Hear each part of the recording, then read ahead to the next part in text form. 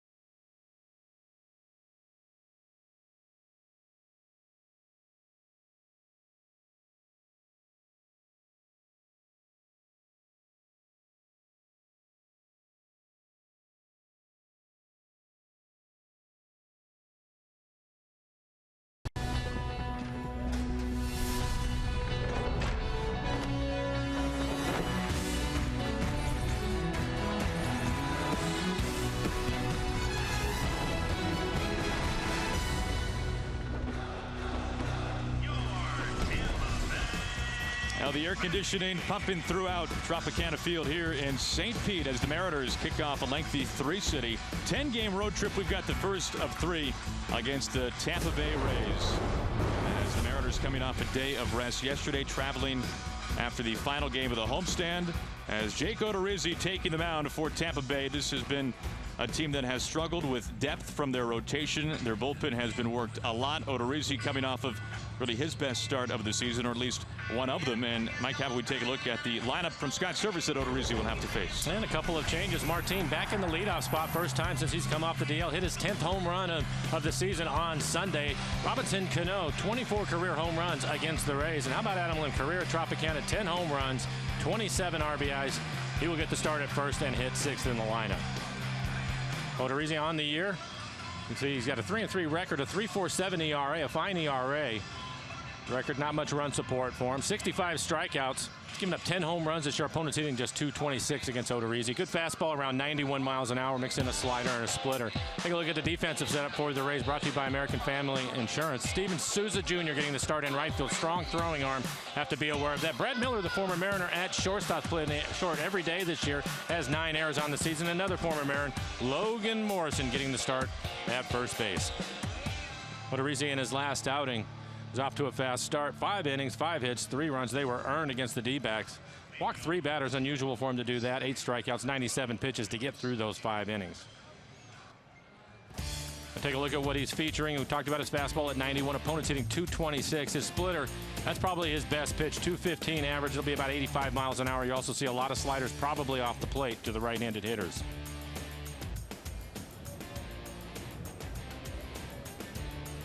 And Odorizzi facing Leonis Martin, who's back at the top of the order for the Mariners. A little bit of a change in the lineup with Aoki tonight batting 8th and Martin leading off. We saw him lead off 5 times before going on the disabled list.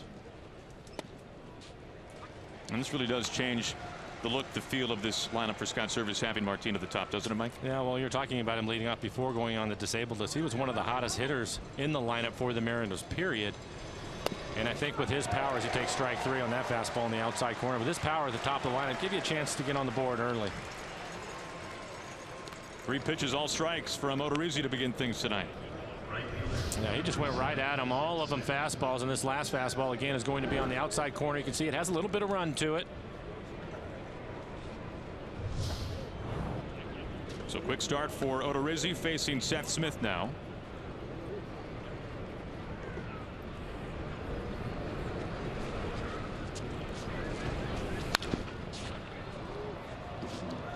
Have to figure at some time the career numbers will start to take over for Smith. Mike, 6 homers, 5 doubles on the season. This is a guy who has had 31 doubles on the nose each of the last 2 years. No, I would agree with you. And he went through a little bit of a stretch where he was struggling at the plate, but he's been much better. And I think for him, those numbers will change. You're going to see him. He'll be one of the hitters in the lineup with double-digit home runs. And I think his doubles numbers, he's going to be 25 or more. Just a matter of time, you'd have to think. Falls behind 0-2. Outfield for the Rays playing deep, all of them just in front of the warning track. They have the shift on the infield.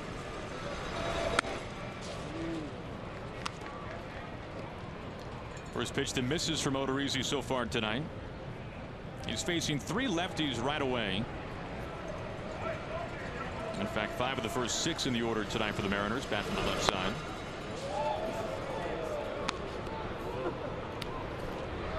Which is interesting, Mike, since both these starters tonight, the case of the reverse splits.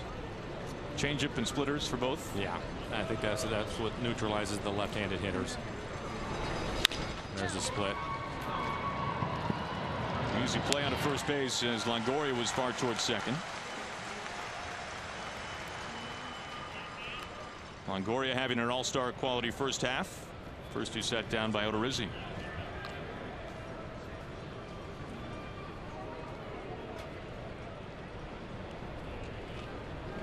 Now facing Robinson Cano, who has been a phenomenal hitter here inside Tropicana Field over the course of his career. Of course, so many seasons for Cano in the American League East, so this is very familiar territory for him. Fantastic numbers on the season. Entering tonight, second in the All-Star voting, second base, trailing Jose Altuve, who was just here.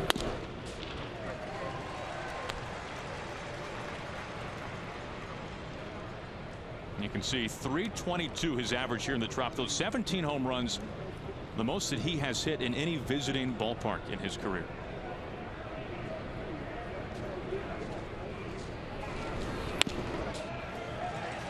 runners and getting ahead quickly as that pitch. Yeah, Robbie didn't like it at all. Jerry Mills, the home plate umpire, calling it a strike. You have to stay with the pitch a little bit longer. That one, a two-seamer, had a little more run to it.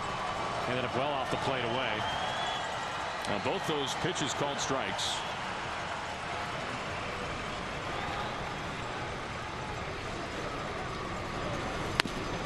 Eleven pitches, 3 outs, as Cano not happy at all with Jerry Mills.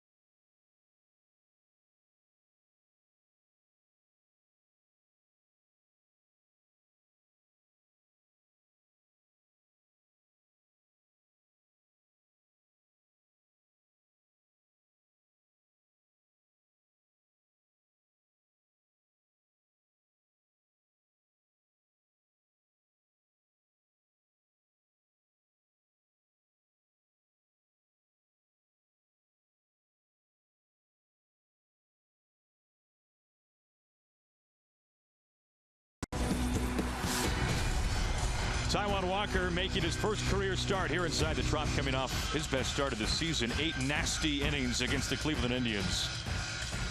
And how about we take a look at the lineup from Kevin Cash tonight, Mike? We talked about the home runs with the Rays, and we're going to start with Evan Longoria hitting third in the lineup. Leads the club with 15 home runs and 37 RBIs. Then you have Logan Morrison off to a slow start, but his last 26 games hitting .363, 7 home runs and 18 RBIs. And then Steven Souza Jr.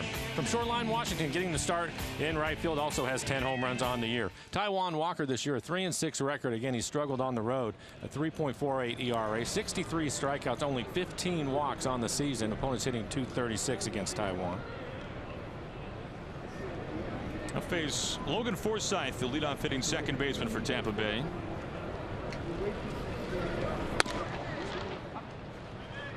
Forsythe, somewhat recently activated from the disabled list. This is just his 4th game since coming off the DL. Had a cracked shoulder blade because of a pitch that he took from Felix back early in the season, back in May at Safeco Field. And Taijuan quickly working ahead 0-2. We're talking about Taijuan in his last outing, picking up those 11 strikeouts, and one of the ways he was able to do it was the high fastball. And these two first fastballs, 93, 94, both of them at the top of the strike zone. Blows it past him upstairs at 95, and Taijuan Walker off to a hot start. Well, again, 3 fastballs in a row, 93, 94, and this one 95, going right to the top of the strike zone. Going to be tough for the Rays to catch up to that fast. Take a look at the defense, brought to you by American Family Insurance. Seth Smith getting the start out in right field. Robinson Cano, your second baseman. We've talked a lot about his offense. How about just 1 error on the year? Adam Lynn getting the start at first. Chris Ionetta will do the catching. Last start for Taijuan against the Indians, 8 innings, 3 hits, did not allow a run. And at the start of this long trip, Scott Service would take those numbers again right now. He was impressive, wasn't he? He was incredible, and that was as good of a start as you can ask for, especially for somebody 23 years old who just, Mikey, led it 8 for 8 innings. That was phenomenal. Is now 0-2. And another high fastball from Taijuan. I thought it was a great way that they went about their business, and Taijuan throwing the high fastball. I really don't worry about him finding the strike zone. He has command of his fastball, and most others are pitches, and that's a good pitch right there. Taijuan wanted the strike, and he didn't get it. Now both pitchers tonight coming out of the gates firing strikes. Both threw their first 5 pitches for strikes before missing, if you can say that, in this particular case with pitch number 6.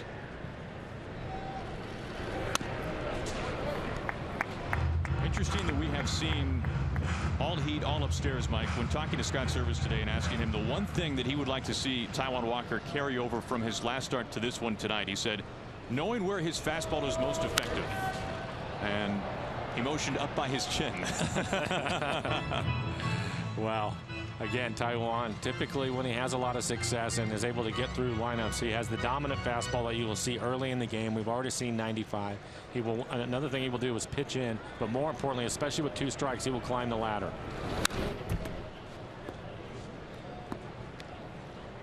Everything up high to Miller. Still 2-2. Taijuan tonight making his 50th career major league start. Just 23 years old. Ties him up. That time going with the changeup, and Miller is out. Number 2. Back-to-back strikeouts for Taijuan to begin things tonight. Well, again, Taijuan with the good fastball, but he goes with the off-speed pitch right here. Down out of the strike zone. 90 miles an hour gets him to chase it.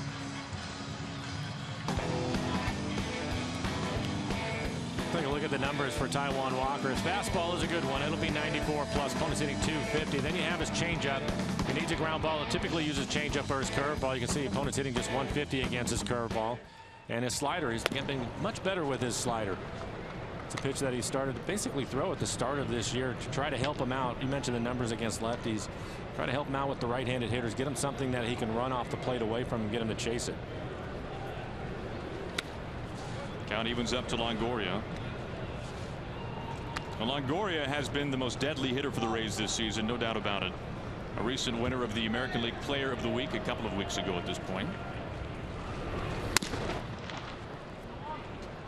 Putting together some fantastic power numbers, especially this month. No player in the game has homered more in June than Longoria. He has 6.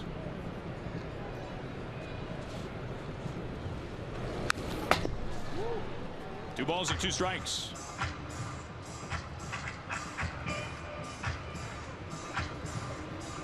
Taijuan making his 2nd career start against Tampa Bay. He faced them for the first time in his career back in May at home and was cruising along in that game, Mike, before 3 walks in 1 inning. He could not get out of the 6th, gave up a grand slam to Corey Dickerson, but he had his best stuff of the season at that point when he last faced Tampa Bay. And he gets a wild wave and a miss this time from Evan Longoria as Taijuan Walker strikes out the side in order.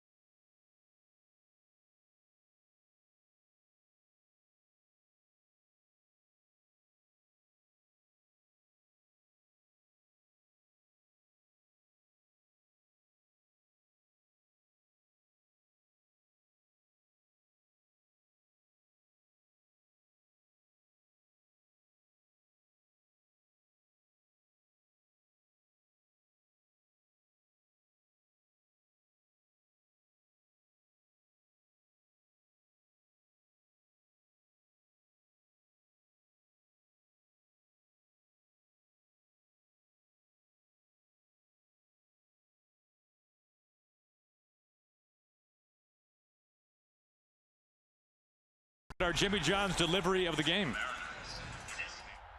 The 1-0. Cruz to center. This sends Geyer racing back. It's over his head and it's into the pool. The Stingrays will have to take cover. We've got a floater here in Tampa Bay. Nelson Cruz will touch them all. A wet souvenir inside the Trop. 3-0. Nelson Cruz leads it off to begin the second. It floated, did it not, Mike? A memorable home run. Here's Nelly. 6 for his last 17.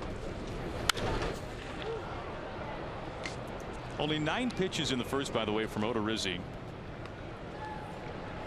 Both starters using their fastball. 1, 2, 3 inning for both of them. 5 total strikeouts between them.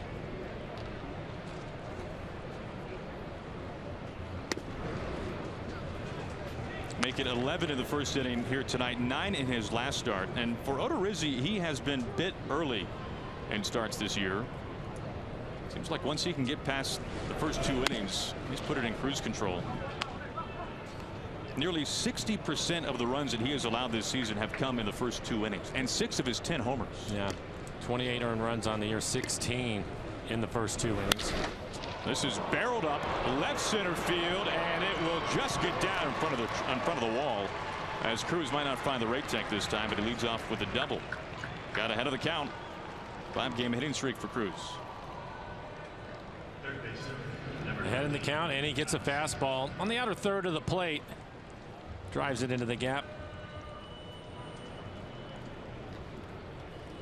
We were just talking about the numbers. Maybe this is the inning for the Mariners to score.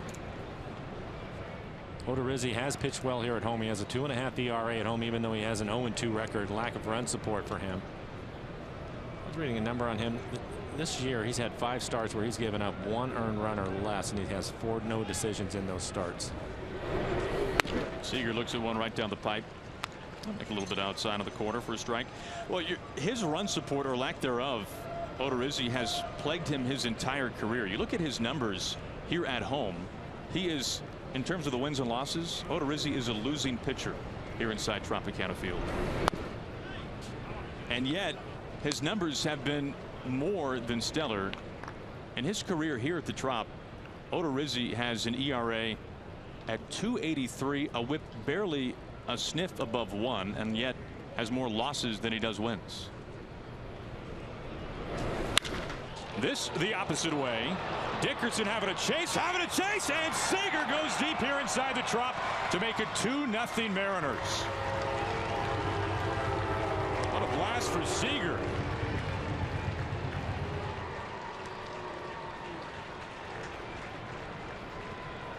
That was interesting. He was pitching him away. Typically in this situation, Kyle would try to find a pitch that he can pull, but he's going to get a pitch out over the plate. It looks like the split at 86 miles an hour, and he barrels it up into left center field. And there's an example of what we were talking about, Odorizzi getting hurt early in the ballgame, so it's good to see the Mariners take advantage of that leadoff double from Cruz, and Kyle following with a home run. Kyle now with 12 home runs and 44 RBIs on the year. That's an impressive shot from Seager. Lynn takes ball 1.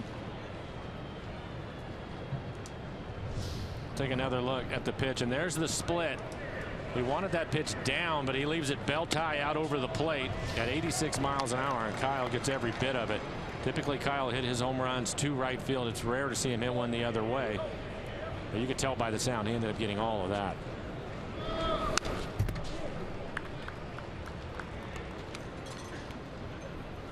Now for Seager, home run number 12. Now 44 RBIs of the season. Lynn behind the count, 1-2. Off the hands, a broken bat. Miller charging. Out number 1.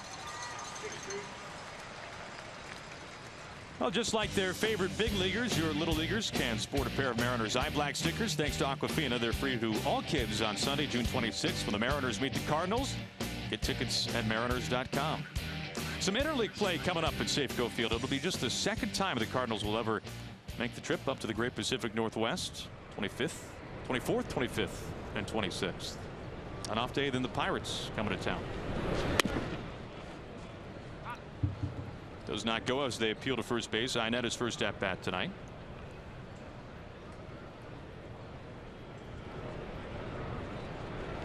Shifting for Iannetta. We're going to be able to say that a lot over the next 3 games. The Mariners use the shift a lot. Everybody knows that, but so do the Rays. You're going to see it happen quite a bit. Now, they've been near the front of the line the last few years. They might have even started the line. 1-2. Now Kevin Cash, now in his second season. Played under Lou Piniella many years ago when Lou was here in Tampa Bay. 1 out already, 2 runs in here in the second for the Mariners on Seager's 12th of the year. Well in front of the plate, a full count. The first one today from Odorizzi.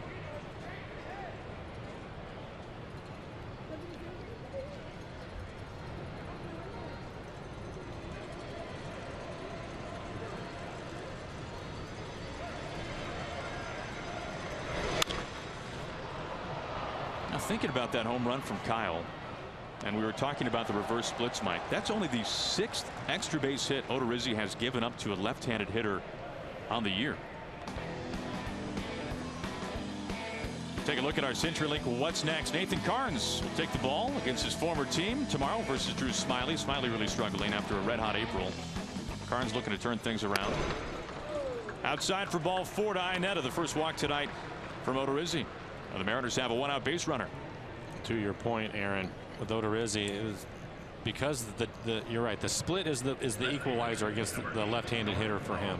But that pitch was up, and if you leave it up, just like Taijuan with his changeup, Taijuan has an exceptional changeup, but if he leaves it up, there's a pretty good chance it's going to get hit because of the timing of it all. When it's elevated in the zone and you're trying to get ready to catch up to their fastball, there's a good chance it's going to get barreled up. But for him, he's done a nice job keeping the ball down. Aoki trying to butt his way aboard. Longoria with the bare hands, got no throw. That's a beauty from Aoki.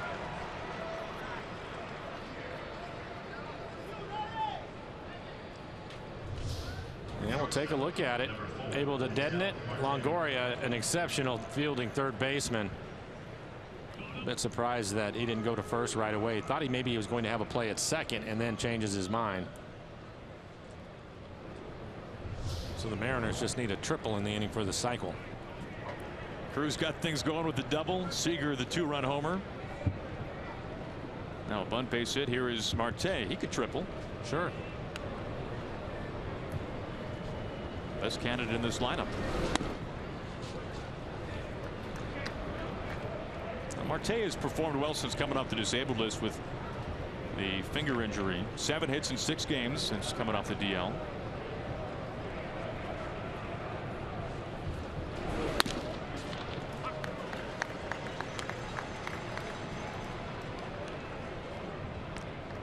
Odorizzi, 26 years old, out of Breese, Illinois, just less than an hour east of St. Louis. Marte with 2 on, 1 out.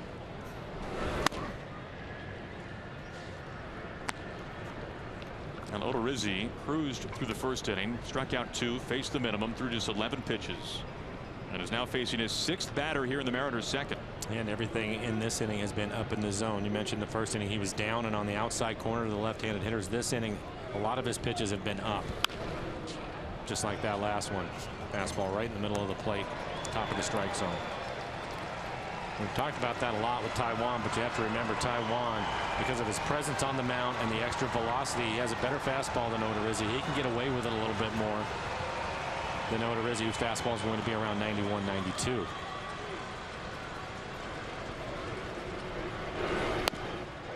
Marte down swinging, missing on a heater. That's 3 strikeouts as Odorizzi has faced the lineup the first time through. Now we take a look at our Quicken Loans Rocket Arms feature, and that'll put the 2 runs that Odorizzi's given up here in the second inning in perspective. A .52 ERA as you take a look at lowest ERA versus the Mariners since 2014 with a minimum of 3 starts. Odorizzi has been lights out against the Mariners. 1 earned run over 17 1/3 innings.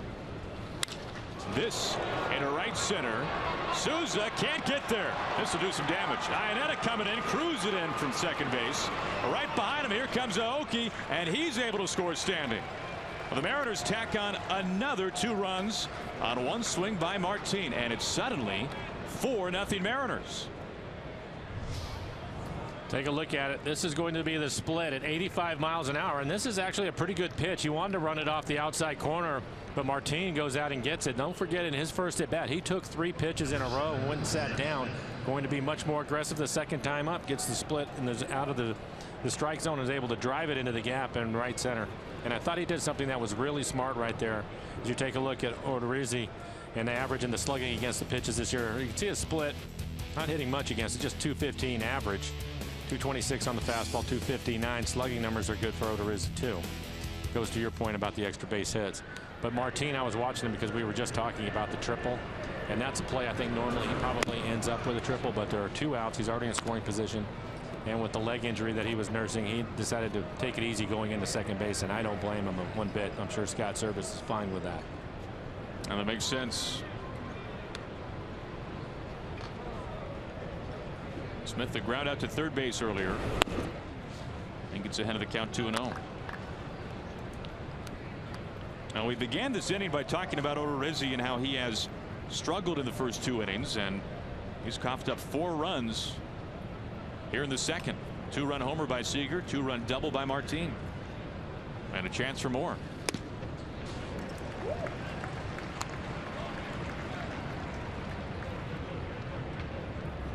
Just like last time, shifting for Smith.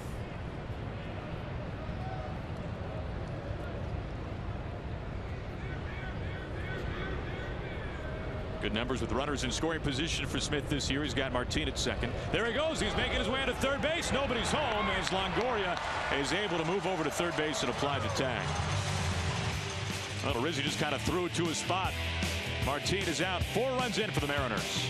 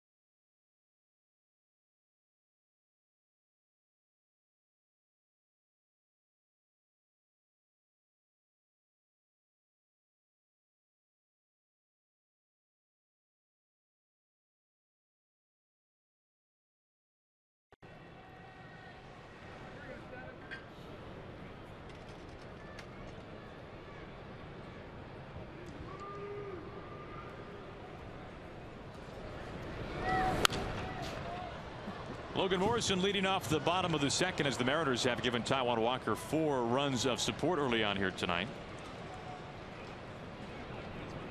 Shifting for Lomo right away. You want to talk about a guy who has turned his season around.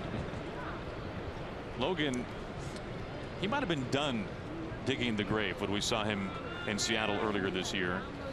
He somehow climbed his way out, although he falls behind 0-2 here. Well, for a guy that they want to hit in the middle of our lineup, how about the first 28 games to start the season for you? After 28 games, he was hitting .119, did not have a home run or an RBI through 28 games. So he basically spotted the league a month. Now, since then, he's much better, hitting .363, 7 home runs, 18 RBIs. So you're going to be careful with him, and that's a good pitch on the inside corner for Taijuan. Boy, Lomo knew it. Took the turn right away.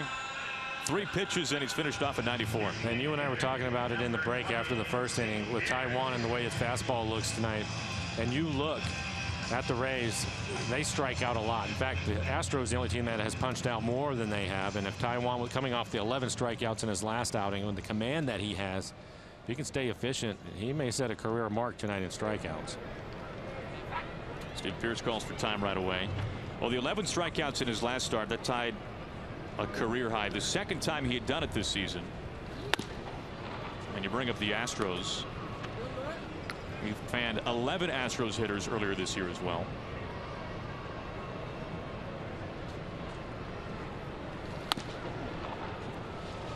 Two to nothing.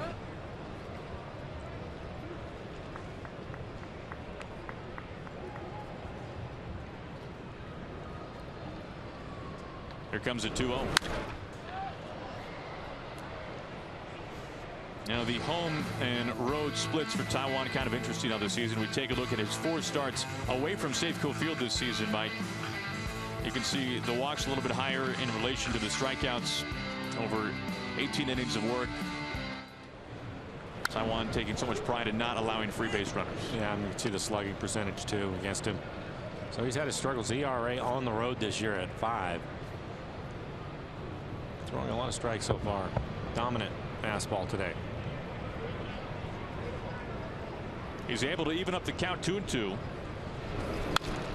And Pearce barely able to get the bat around to foul that off at 96. Mike, we've seen 96 before tonight, not just that pitch, but we've also seen a lot of 94s, but it seems like even more than the velocity, it's been the location early on tonight. Again, with Taijuan, because of his presence on the mound. Backhand, Marte trying to stay with it, and he can't.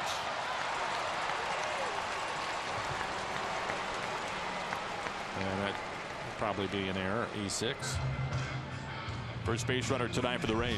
Well, take a look at it, and he's going to try to backhand it. The ball is hit firmly. If he would have been able to pick it cleanly, he had plenty of time to make the throw, and right there was the mistake. When he tried to pick it up, the good news, he tried to pick it up with his bare hand. That's what you want to do when the ball's on the ground after you've dropped it, but still wasn't able to get the handle. So the Rays will get their first base runner on an error. But you were saying about the location? I think with that high fastball, and it's something you were talking about that Scott Service has talked about. He talked about it before his last start and now again after, and that will be an error on Marte. It's just too difficult to catch up to. And if Jerry Mills, the home plate umpire, and I think he's missed a couple already, fastballs at the top of the strike zone. If he gets it there, it's going to be tough to try to hit him.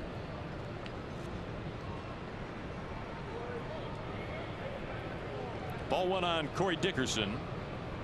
Batting under 200 on the season, but some pop, as you can see, 11 homers.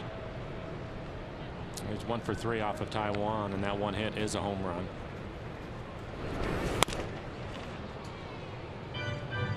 .93 but up. Yeah, I mean, as you look at the EQC tracer tonight, you're going to see that top line. There should be a lot of fastballs, and we've seen that here in the early going. And if he stays in that area, it's going to be tough for him. And that's not even his best fastball at 93. If he starts to stay in that 95 to 96 range, it's going to be difficult.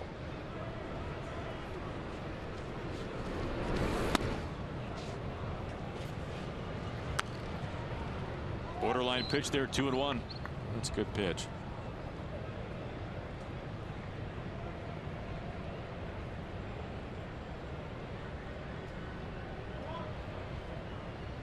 Pearce at first after the error by Marte. And around late.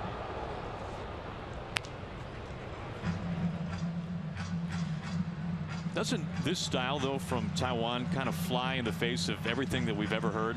Right? Keep the ball low, pound the bottom of the zone. For Chris Young, it worked pitching up at the top of the zone, even without not even close to overpowering velocity. But what makes this style work for Taijuan?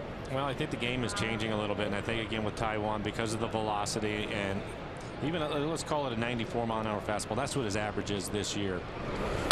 Now this is smashed and a ton of trouble. Crushed. Rays are on the board as that was destroyed. Now Dickerson, for whatever reason, has had Taiwan's numbers so far this year. Cuts the lead in half.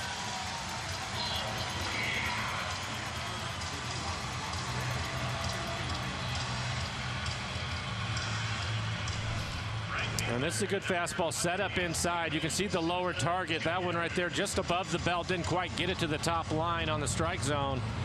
And he barreled it up. Goes right up into that catwalk up there.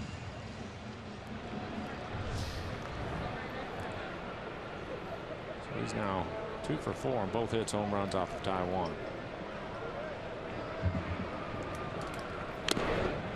Souza just gets a piece. 448 feet. That's because it hit a wall.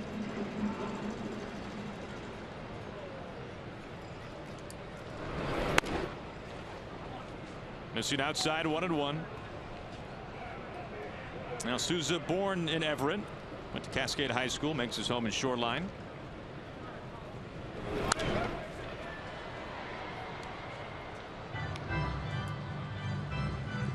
Souza has had at least one prolonged slump at the plate this year. He's been able to get his average up above 250, but he has played a phenomenal right field this season for Tampa Bay.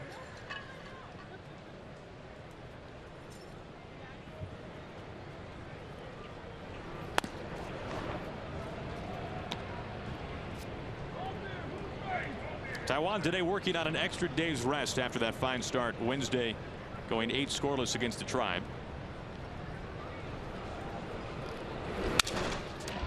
Slicing on a broken bat. Easy play for Smith for round number 2. 2 outs and nobody on. That'll bring in Jennings. Well, Mariners RBIs matter both on and off the field. For every Mariners RBI during the 2016 season, PACCAR makes a donation to the Page Ahead Children's Literacy Program. The Mariners thank PACCAR for their support in our community.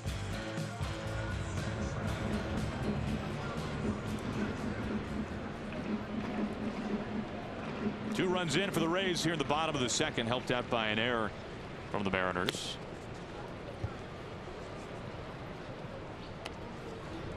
Jennings batting 8th in center field. Kevin Kiermaier out for a long time after breaking a number of bones in his hands, his glove hand, trying to field a low sinking fly ball earlier in the year. So Jennings tonight getting the start in center. That means the Rays are without, you can make the case, the best defensive player in the league. He won the Platinum Glove last year, which would indicate that. He's weekly on the highlight reels. Covers a lot of ground. Very athletic. Can rob home runs. Now, rare time tonight that Taiwan has fallen behind 3-1. In fact, the first 3-ball count tonight from Taiwan Walker.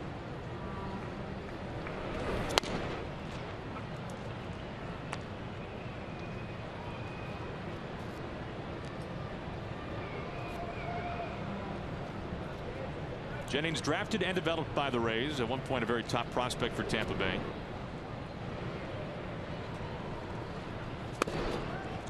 First walk tonight from Taiwan. Now Walker struck out the first 4 Rays hitters that he faced, then an error by Marte, a 2-run homer by Dickerson, and an out later. Jennings draws ball 4. One of the things that's been interesting about this game so far, as we talked about it in Cano's first at bat. First 2 pitches were fastballs, both of them off the plate away, especially the second one, and they were both called strikes. Robbie didn't like it. Showed some frustration through it, and since then Jerry Mills' home plate umpire has really shrunk up the strike zone on both pitchers. Casati goes after the first pitch as Marte goes the short way. That ends the second inning. 2 runs in for the Rays. Mariners still on top by 2.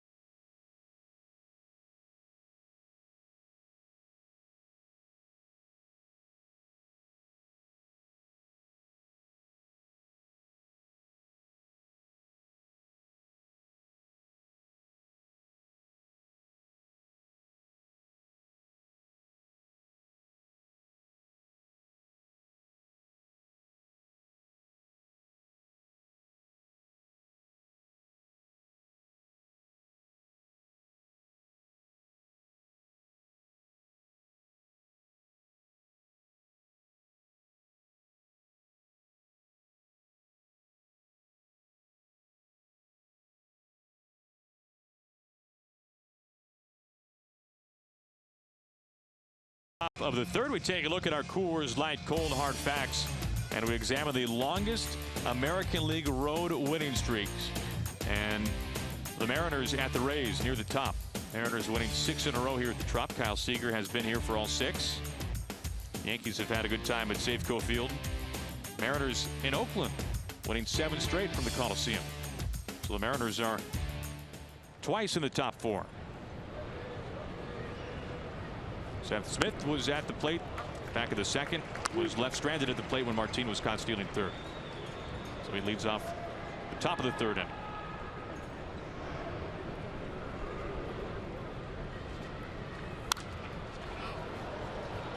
Oh, 2.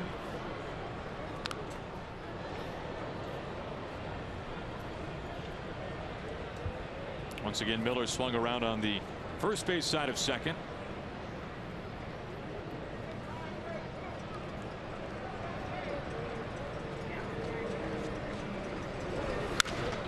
The opposite way on a line. Dickerson not able to catch up to it. And we were talking about doubles from Seth Smith. And he gets one here to second at bat.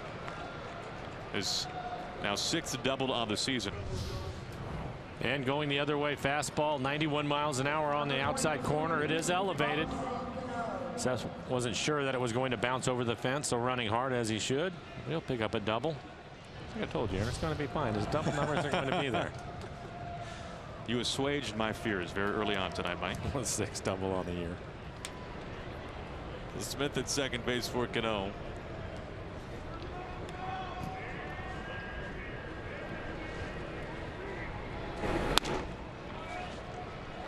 Well, we were just talking about Robbie, and all the pitches were away from him. The first 2 were not strikes, but they were called strikes, and he ended up swinging through a fastball to strike out his first time up. That fastball trying to go away again, but at the top of the strike zone, wasn't able to check his swing.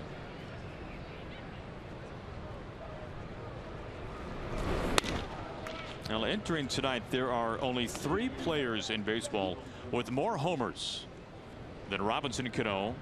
Mark Trumbo leading baseball with 20. Todd Frazier and Nolan Arenado of the Rockies, the only with more. Both Arenado and Frazier with 19. 1-2. Cano coming into tonight with 18 bombs on the year.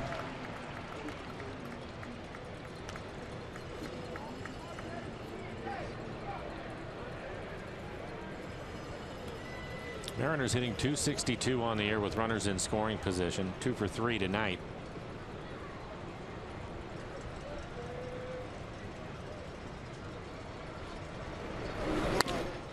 Cano strikes out for the second time.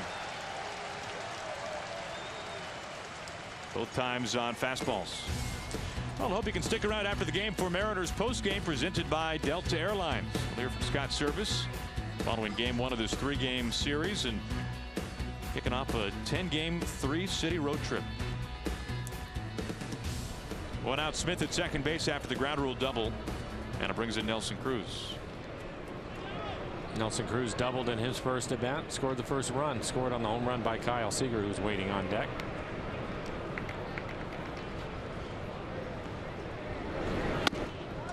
Comes inside on him.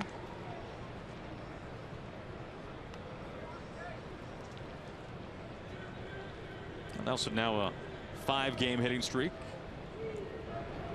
7 for his last 18.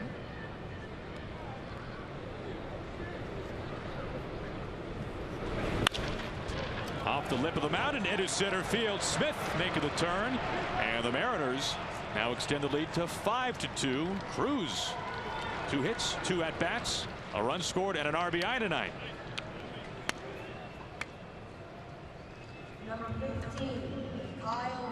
Now right now we'll take a look at our Columbia Bank difference of the game. Kyle Seager, how about this, Mike, going the opposite way for a homer on a split, just 86 miles an hour. You can see it running to the outside corner, and Kyle is able to barrel it up.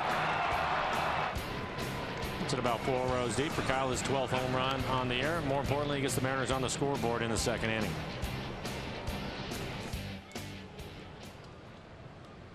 Now Seager has feasted on right-handed pitching this year. There's no doubt about that.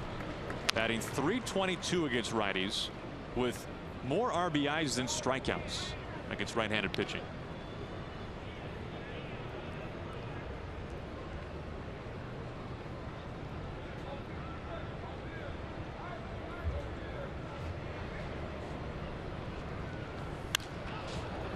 You think about the groove that Odorizzi has been on this season, entering tonight as we take a look at Kyle Seager and his first home run the opposite way. So we were saying that it was a rare thing this season, and well, there it is.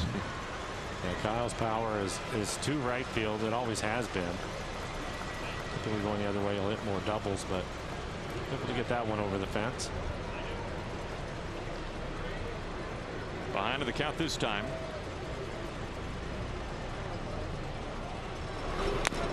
Just got a piece back to Casale's glove.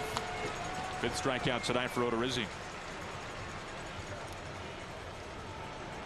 We're talking about the groove that Odorizzi has been on entering tonight. 3 earned runs or fewer in each of his last 5 starts and in 8 of his last 9. You think about his last 9 starts, Mike. Opponents hitting 200 against him. 36 hits in 50 innings. Well, and we talked about at the start of the game where he's been hurt is in the first 2 innings, and the Mariners able to take advantage of that in the second, scoring the 4 runs. Now facing Lind. Into the shift. Forsythe reaching up high for it.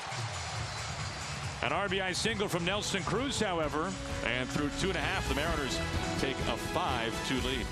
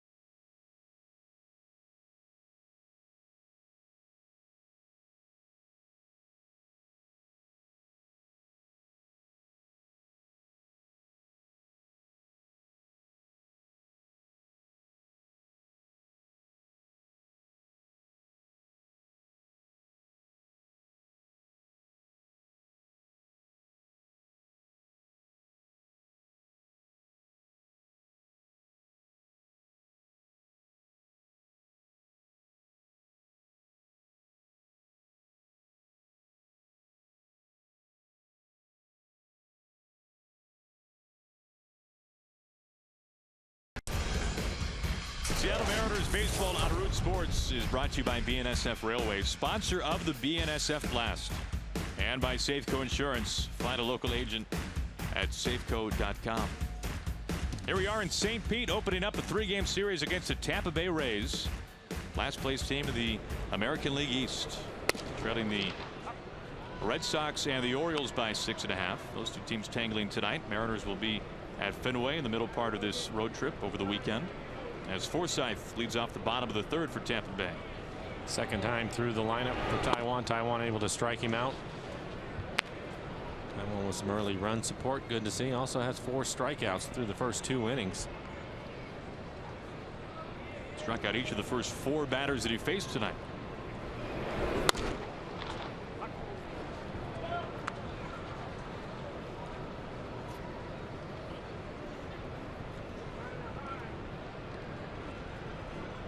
Taijuan quickly ahead of the count.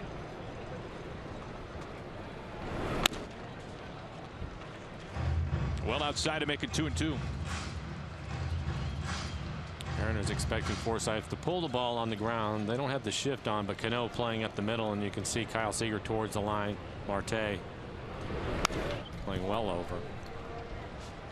One of the few off-speed pitches we've seen from Taijuan tonight. He basically has just gone right at him with the fastball first time through the lineup, topping out at 96.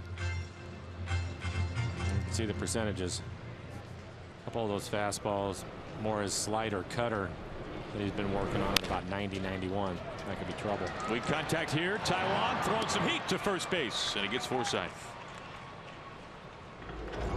Now we'll take a look at our Mariners calendar, brought to you by Sleep Train. First to 3 here in Tampa Bay, then it's on to Boston weekend series against the Red Sox, and then to Comerica Park for 4 with the Tigers before coming back home. Won't get any easier at home. The Cardinals have won 5 in a row. Then an off day, more interleague play with the Pirates, and then the Orioles, as we just mentioned, tied with the Red Sox for the top spot in the East, will come to Safeco Field. Second time the Mariners will be seeing Baltimore this season. And looking at those clubs going into the break, the Mariners pitching staff is going to have a real test in front of them. Miller with a slow swing and a ground ball to Cano. 1 pitch and out number 2. No, you're right, Mike.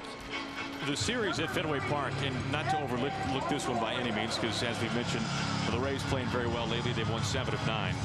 But when you go into Fenway Park this season, you have got to be ready to score some runs. And for your pitching staff, hopefully your starters can go somewhat deep, because the Red Sox batting .301 at home, the best average in baseball. Yep, best average, and also first in runs scored, 6th in home runs. You look at the Rays, they are 3rd in home runs. Baltimore leading the league in home runs, and they're coming in on the homestand. St. Louis, Pittsburgh, both 2 quality clubs. So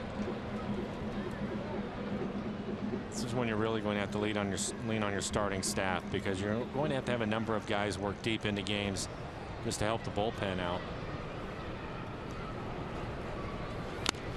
1-2 to Longoria. We're hearing that faint tick of a foul ball back to the glove of Iannetta a number of times already tonight. Rays hitters rather trying to keep up with the heat from Taijuan. A lot of hang time out towards Seth Smith, covering some ground and reaching out for out number 3. Walker retires the Rays in order for the 2nd time in the first 3 innings.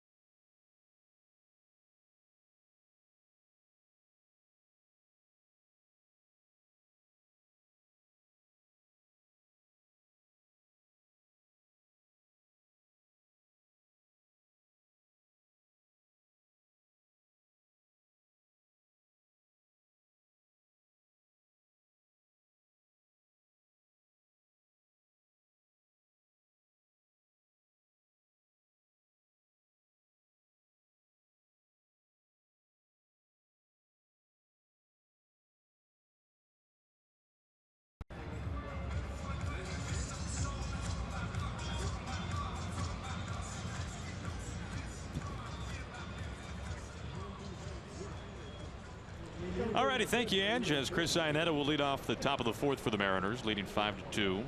4 runs in the 2nd, a run in the 3rd for the Mariners. And the 5 earned runs tonight allowed by Odorizzi has already tied for a single game high for tonight's starter for Tampa Bay. And the Rays have the shift on again with Iannetta hitting. It's rare to see teams do this with right-handed hitters, but the Rays will do that a lot over the course of this series. Tied him up to make it 1-2. Chris walked in his first at bat, scored in the second inning. 56 pitches, 38 strikes.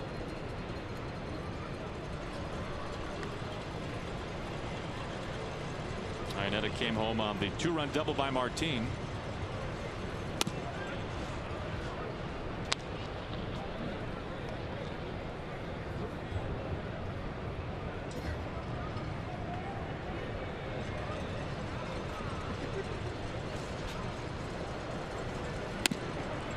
And Iannetta battles back to make it a full count.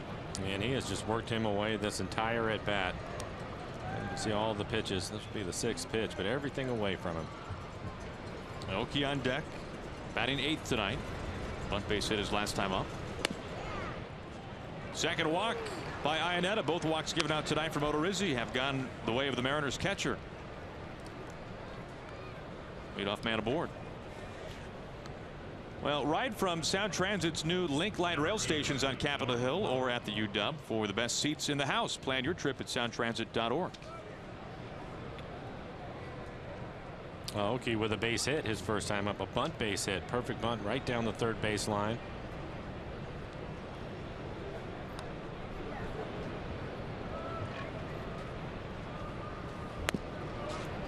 You think about Odorizzi and how he started tonight. 11 pitches to retire the side in order in the first. Since that first inning, he has faced now 13 hitters, if you include Iannetta getting aboard. And he's given up a couple of doubles, a 2-run homer, make it 3 doubles. High the opposite way. Dickerson having to give chase, and it's right in front of his glove, and another double here today for the Mariners.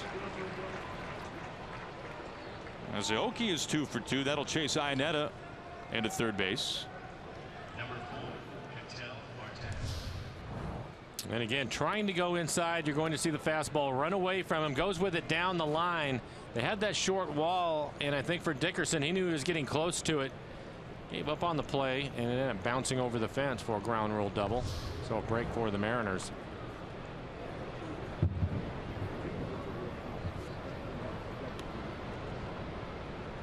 Now 2 runners in scoring position for Marte, who looks at ball 1.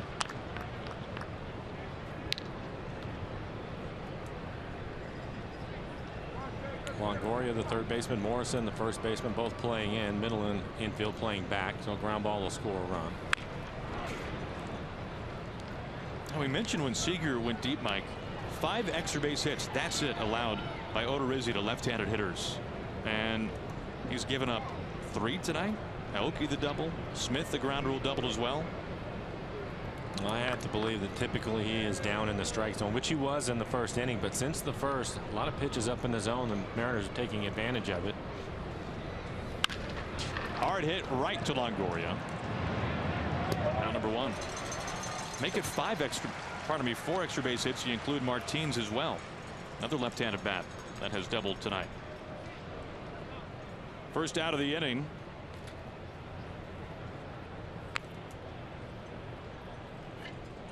Center fielder, Martin. And here is Martin. And now the Rays will bring their infield in. Fortunately for Marte, the ground ball, the only person that don't want to hit it back to the pitcher or the third baseman there, and it went right to Longoria, so Iannetta had to hold, but you can see the infield in now. Martin with a double in the gap drove in 2 runs his last time up. He's 1 for 2.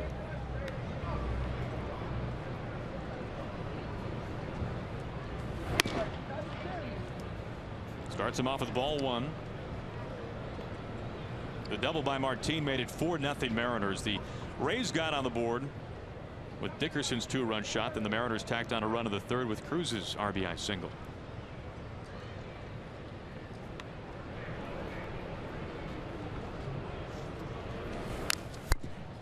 One and 1.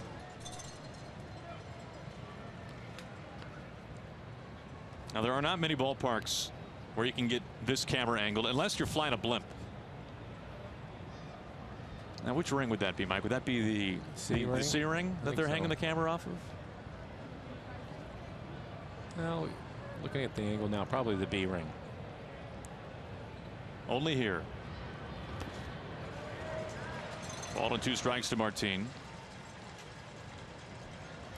Did notice inside the here's a good look at the rings inside the clubhouse today, Mike. I noticed there was a sign on the wall that said no hoverboards and no drones, and I was wondering if they had those signs in the clubhouse in your days.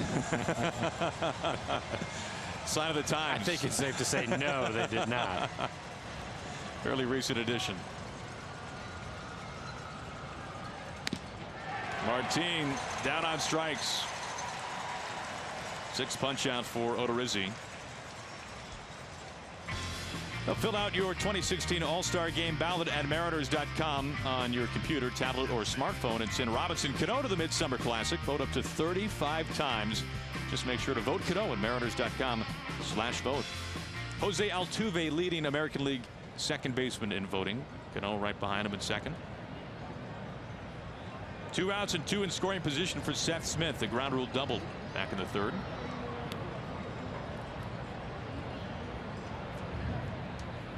And the Rays will change their defense again. This time they're playing back and in the shift with 2 outs.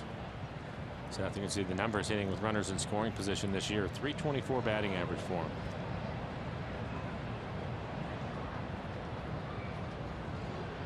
Ineta at third, Oki at second.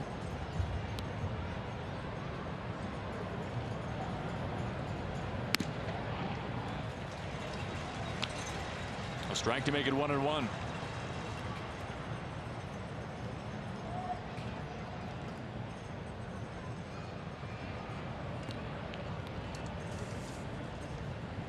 Now, if the Mariners can get another run against Odorizzi, it would be the most runs that he has allowed in a game this year.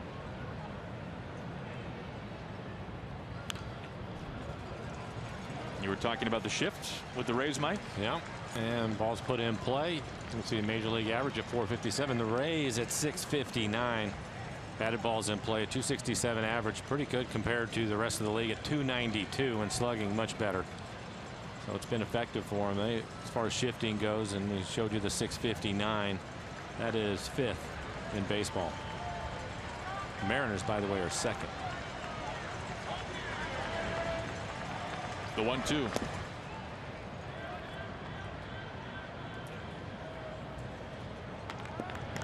And for what it's worth, since we talk about the batting average on balls and plays a lot these days with the shift, that does not include home runs. Those do not factor into it. And when you talk about these two teams, you're talking about a lot of home runs. At least when they're at the plate. Smith with 2 outs and 2 strikes and 2 on.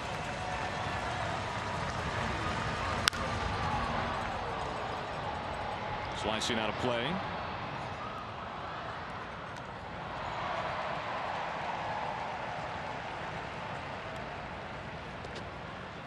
Mariners swept the Rays back at home in May at Safeco Field, including a walk-off win against Tampa. Ineta a walk to begin this top of the 4th.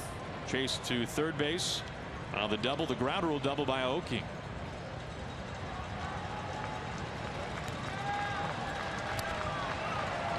Again, the 2-2. And Odorizzi able to get out of a jam. He stranded 2 runners in scoring position.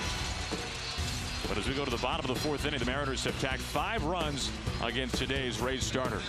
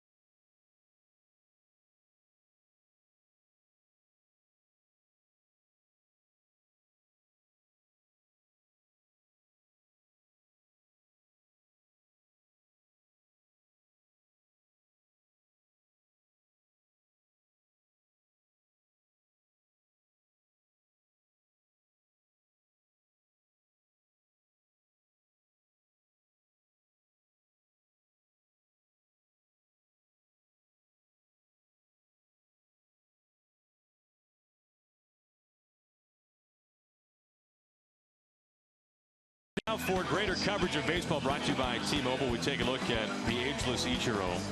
23 hits now, shy of 3,000. You look at what he's done in Japan as well, so well over 4,200 hits. Of course, Pete Rose and Ty Cobb, the only two in Major League history with over 4,000, right behind Cobb, Hammer and Hank, and then Stan the Man Musial. Top four in Major League history, as we have some Mariners fans here inside Tropicana Field.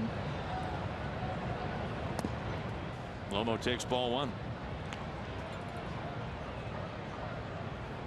Last 20 games for Logan Morrison, he's batting over 340 with an OPS that has cleared 1,000.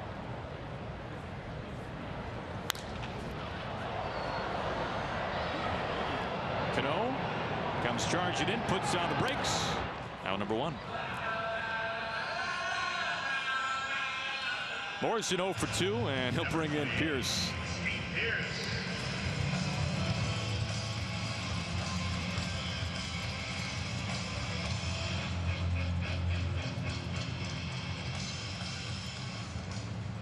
The splits this year for the Rays, home and away, have been kind of interesting, Mike. They've in some ways mirrored the Mariners this season.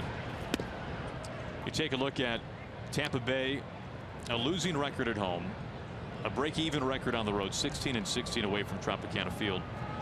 They're batting .220 at home. They're batting nearly .260 away, and the majority of their home runs have come away from Tropicana Field as well. Which is interesting because I would consider this a hitter's ballpark. Yeah. How strange how that works out.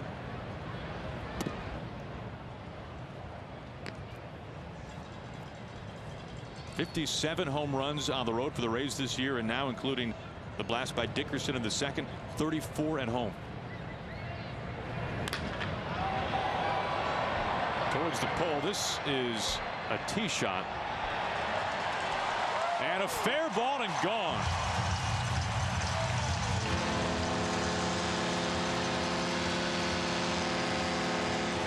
Pierce punts that to left field, and he makes it 5-3 Mariners.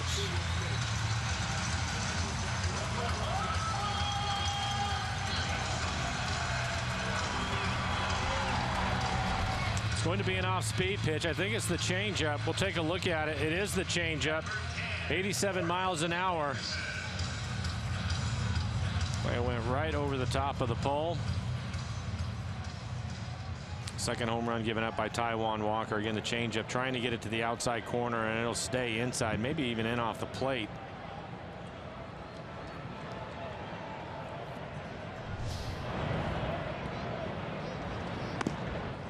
Now, speaking of home runs, Dickerson, his last time up, a 2-run mammoth blast that hit the D-ring, the catwalk above right field.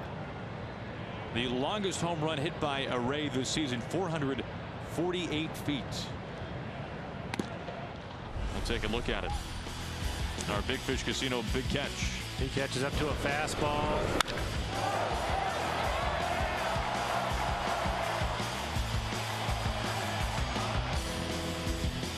I think it stayed up in that catwalk too.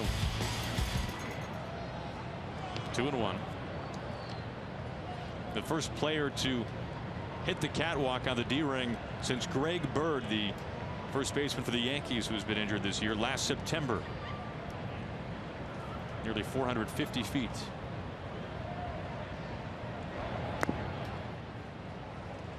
And Taijuan falls behind 3-1.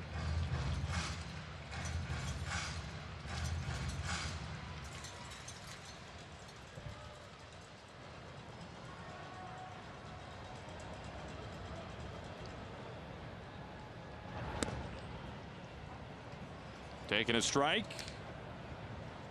Looked like Dickerson might have thought that was ball 4. 63 pitches, 40 strikes for Taijuan.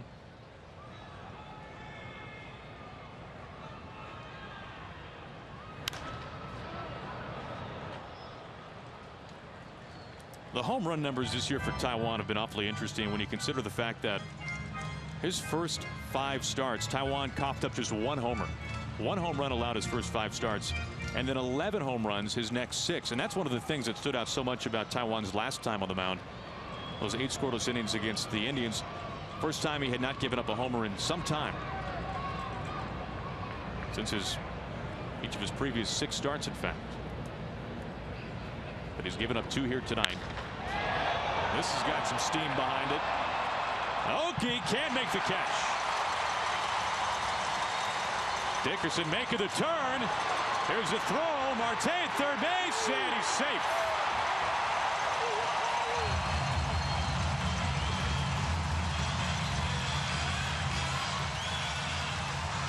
A 2-run homer and a triple for Dickerson in his first 2 at-bats. On the fastball away.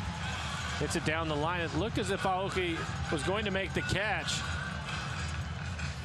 It went right over the top of his glove. And we'll look at the tag. And it looks like he's in there.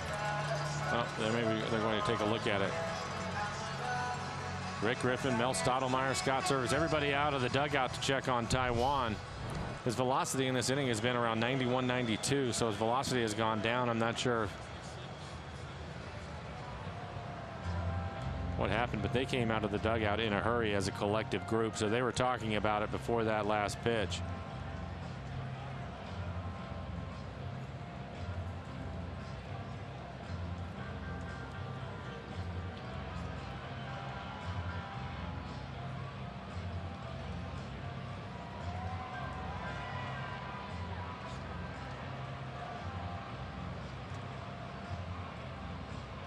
Well, Taijuan not saying much.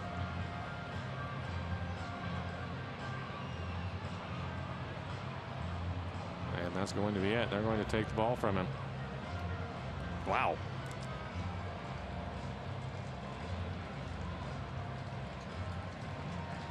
A shortened start, to say the least, for Taijuan Walker, who will go 3 1/3 innings tonight.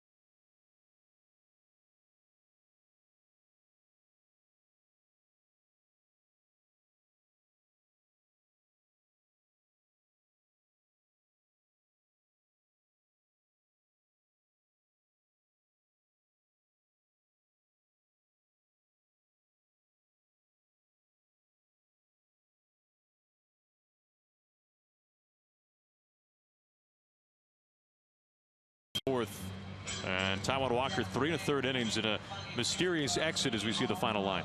Just 3 hits, 3 runs, 2 of them earned, a couple of home runs in this one for Taijuan. 1 walk, 4 strikeouts. He threw 65 pitches, 42 of those for strikes. He is responsible for the runner Dickerson, who's on second base after hitting the double, and that's when Taijuan was taken out of the ball game. So we'll see what they say. Sitting next to James Paxton, but obviously frustrated having to leave the ball game. And we'll take a look at our CenturyLink What's Next. Nathan Carnes will get the ball for the Mariners, facing his former team tomorrow. Just 2 hits in his last start, but 5 walks over 4 1/3 versus the Indians, trying to go deeper tomorrow. Drew Smyly with the 9th highest earned run average in the American League at nearly 5. We'll take the ball. We're coming right back. We'll tell you about the new pitcher for the Mariners.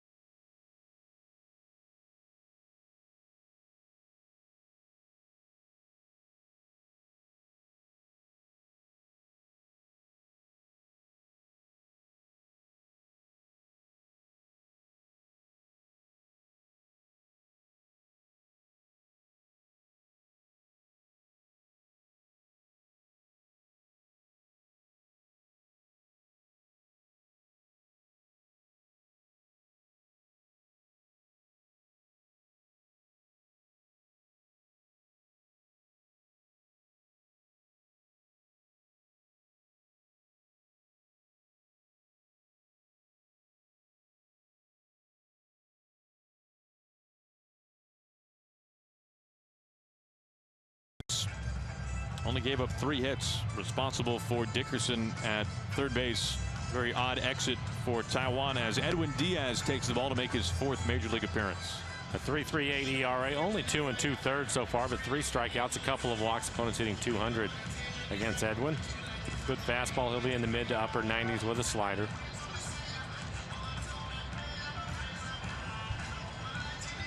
Dickerson at third base after the triple. We'll take a look at our Delta Airlines keep climbing standings. The Rangers got thumped last night in the Bay Area. They are a win away from 40, trying to be the first team in the American League to get to 40 wins. The Mariners right now 4.5 in back of Texas. The Angels are reeling right now. They've lost 2 in a row. They are now a dozen games outside of first place. A's recently snapping a 7-game losing streak. Astros just dropped 2 games out of 3 over the weekend here inside the Trop. Mariners trying to get things turned around here tonight in game 1 of this 3-game series and game 1 of a 10-game road trip. Well, we heard Scott Service when Edwin Diaz was called up to the major leagues not long ago saying that with Double-A Jackson this year, he worked in certainly a variety of roles beginning the season in the rotation. His whole career has been as a starter until now.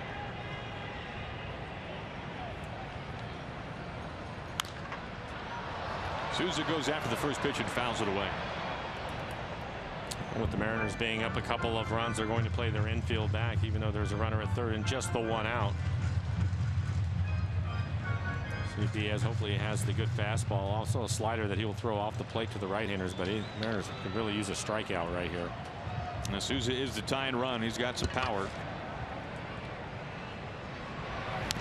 And it gets him. Or does it get the bat? Here comes Dickerson, and Dickerson play at the plate. He's safe as the ball gets away from Diaz. The Rays are within a run.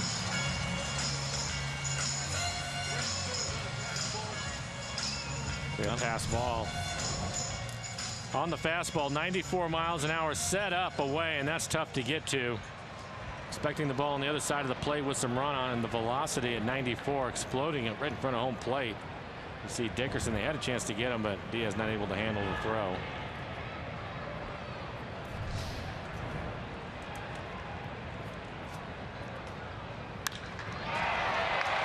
Souza aboard. A wide turn, but he holds it with a single. 1 out and 1 on. Tying run at first to go ahead at the plate in Jennings. A little bit odd when you look at the Rays, and then back in this ball game now 5-4, Aaron, they have not had a hit or an at bat with a runner in scoring position. There was an error, 2-run homer, the solo home run, then the triple, and well, until that base hit. It's amazing. That's a good point.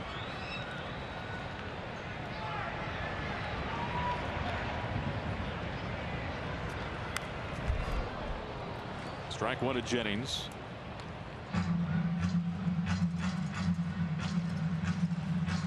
Three and a third innings for Taiwan. Mike, did you see anything with Taiwan? Yeah. No, I did not. I was watching. James Paxton was talking to him, and the only thing that I saw James do is he kind of gestured toward the back of his leg. So I'm wondering if maybe on the bump play that Taiwan made earlier in the game, if maybe there was something with his hamstring on that. But we'll have to wait and see. I'm just guessing. I didn't see anything on the mound or even on the last pitch that he threw when he gave up the triple, other than his velocity being down. And obviously the dugout, or maybe there was even a conversation before he went back out there, because for them to come out as a collective group that quickly, something, they obviously saw something, or they talked about something in between innings when Taiwan was in the dugout, tried to go, and maybe it just wasn't working for him. His velocity was certainly down. It would stand to reason, wouldn't it, that if there was something that they felt was serious, that we would not be seeing Taiwan right now. He would be in the clubhouse or the trainer's room. Yeah, it's for most of the time for starters, when they come out of the game, they will stay until that half inning is over while the reliever is trying to pick him up. But for me, again, we have to wait and see what they have to say. If it was serious, he certainly wouldn't be there. You're absolutely right about that. Diaz in front of the mound, a soft toss to Lind. Out number 2, that'll move Souza to second base. Now, this copyrighted telecast is presented by authority of the Seattle Mariners and may not be reproduced or retransmitted in any form, and the accounts and descriptions of this game may not be disseminated without the express written consent of the Seattle Mariners.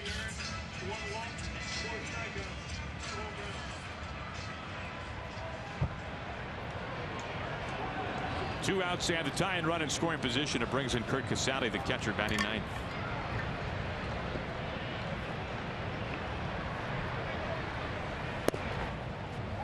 .96 for a strike.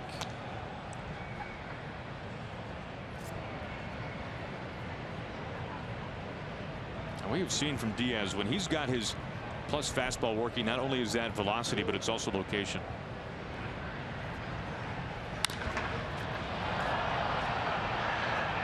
He's starting to get loose. 98 on that last fastball.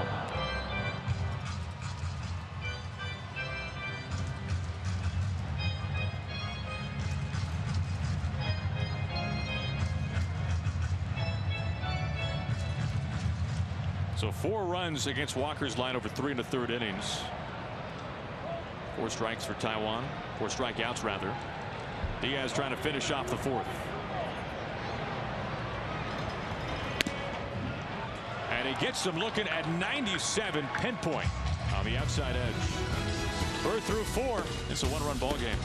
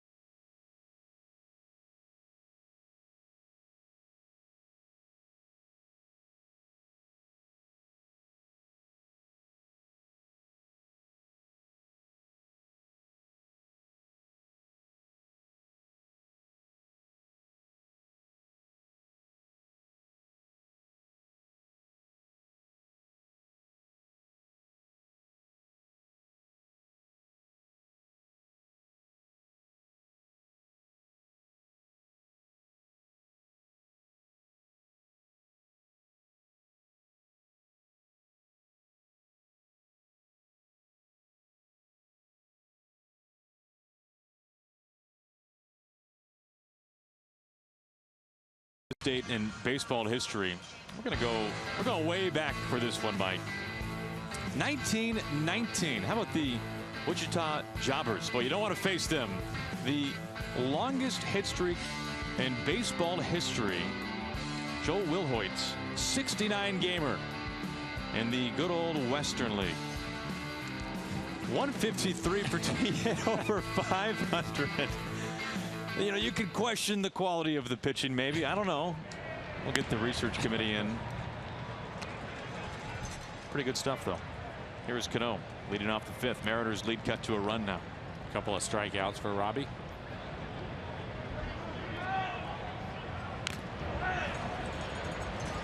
Quickly 0-2.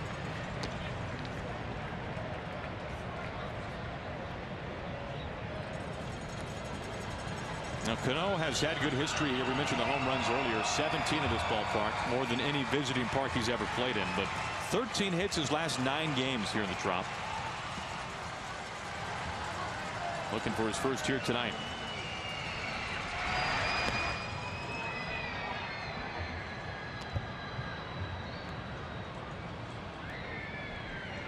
Odorizzi, by the way, 7 strikeouts over the first 4 innings.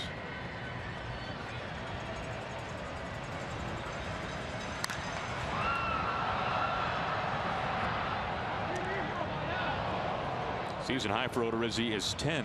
That came in his first start of the season against the Blue Jays. He has basically stayed with the good fastball, pitching everybody away, and his split. Seeing his slider. Tight to the line, and Cano picks up a base hit.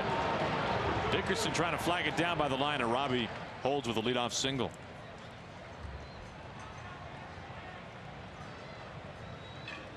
Designated hitter. You see Odorizzi, and he'll really mix it up, and it doesn't really matter whether he's ahead in the count or behind the count. He's typically going to do what he wants to, and that is throw his fastball the majority of the time, use his splitter. You see a slider, which we haven't seen much of at all, or his curve or cutter for that matter. Basically staying with the fastball splitter, but really doesn't fall into a pattern at all. Tough when you're a hitter and you can't eliminate pitches or locations depending on counts. Nelson proved pretty good swing at that fastball. Nelson 2 for 2, double base hit, scored a run and driven a run in. Has a chance to tie his season high in hits with 3. He's done that a number of times this year already.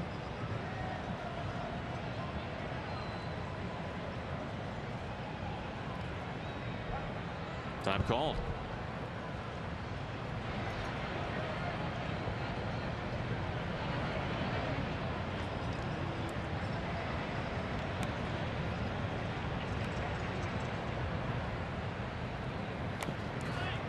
Well, outside and low, 1 ball and 1 strike. Mariners come into this series 2nd in the league and 4th in the majors in runs scored. There have been just 3 teams this year in baseball that have scored more runs. The Red Sox, who we'll see over the weekend, the Cardinals, and the Cubs. That's it.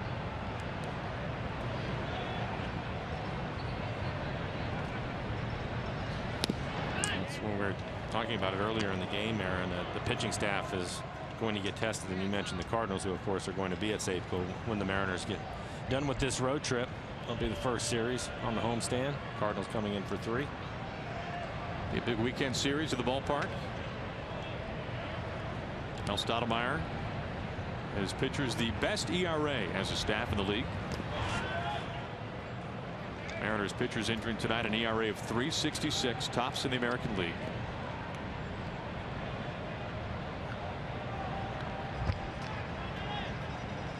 Both those guys pretty happy these days.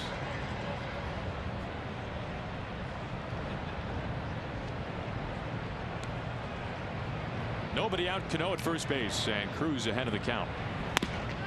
And Nelson takes ball 4. 3rd walk today from Odorizzi.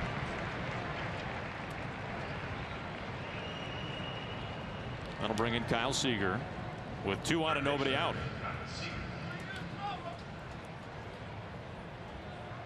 Chat up on the mound with Casali and Longoria.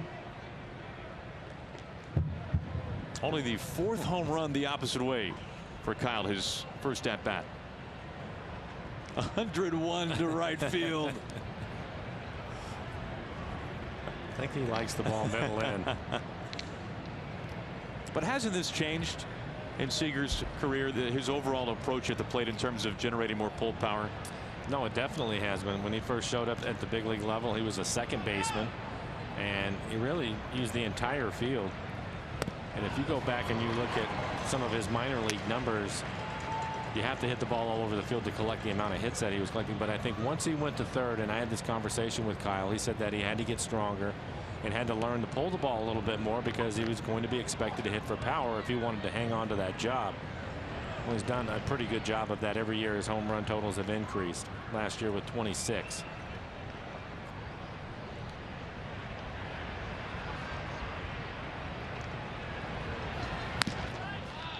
Count evens up 1-1.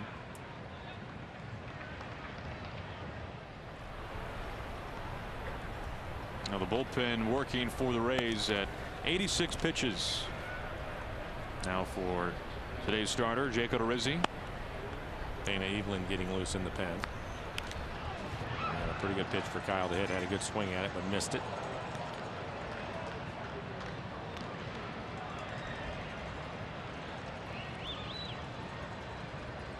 Cruz a walk. He's at first. Cano singled tight down the line at 3rd base and 2nd base now.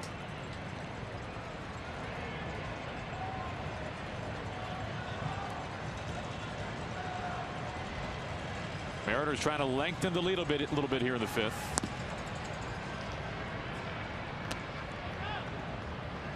By the way, we were talking about extra base hits to left-handed batters for Odorizzi. How he had allowed only 5 all year. Over his first 13 starts, he's coughed up 4 here tonight over the first 4 innings. And Seager's got one of them.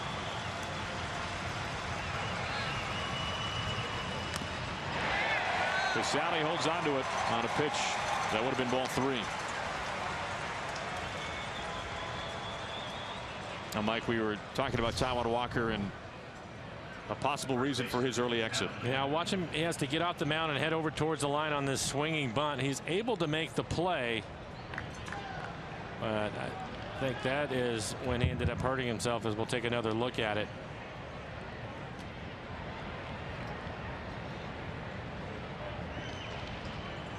Taijuan, a very good athlete, but limping around a little bit after that play. Lynn swings through the first pitch. Well, we just received word from the clubhouse. Taijuan leaving because of an aggravated right Achilles. Not something you want to mess around with.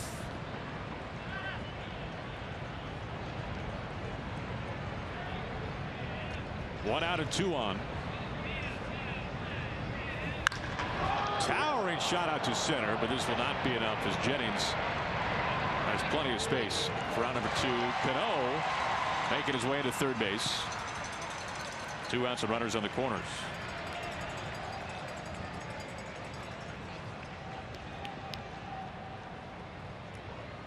Mariners started off the game 3 for 5 runners in scoring position, and now they are 0 for their last 5. Had a great opportunity last inning. Second and third, nobody out. They were not able to score. And then first and second with nobody out in this inning. So they need a clutch base hit from Chris Iannetta, who has walked a couple of times tonight. Now without an at bat, 2 plate appearances and a run scored.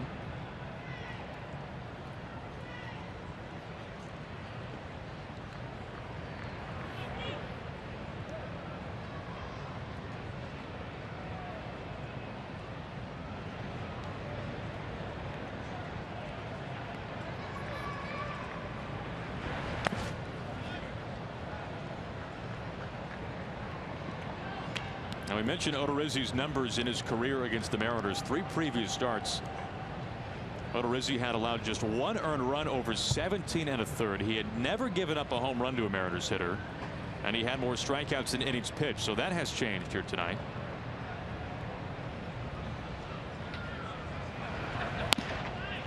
And I had ahead 2-0. Keeps looking at his hand too. Maybe he has some sort of blister. Last couple of pitches. Just about done. 93 pitches for him. 59 strikes.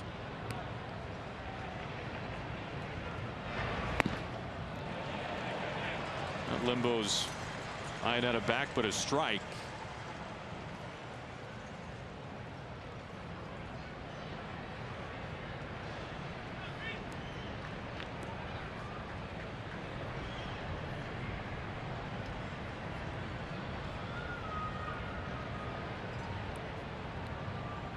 Runners on the corners, 2 outs.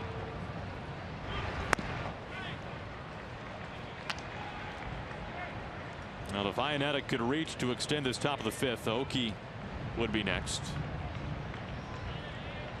Nori on deck. 2 for 2, including a ground rule double his last time up.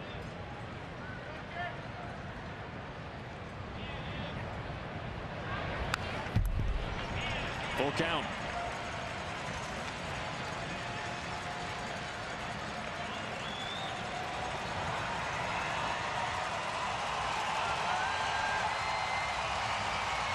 Now, no matter what, you figure this will be the last batter for Odorizzi.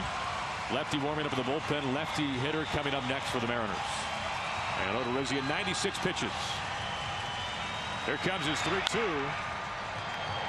And a pop-up. No man's land. Souza out number 3.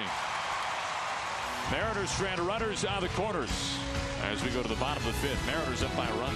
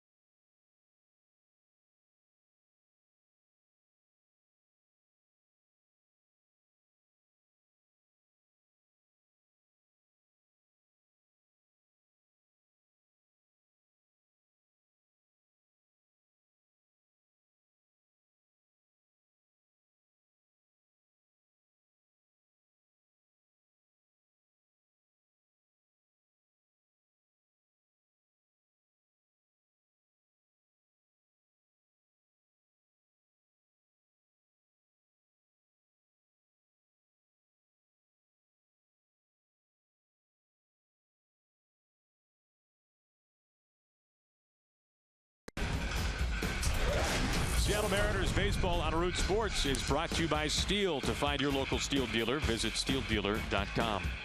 And by USAA, insurance, banking, and investments tailored for the military community. A nice view from the veranda at the team hotel. Not all that far away here from the Trop. Not a bad place to take in a good view from the bay.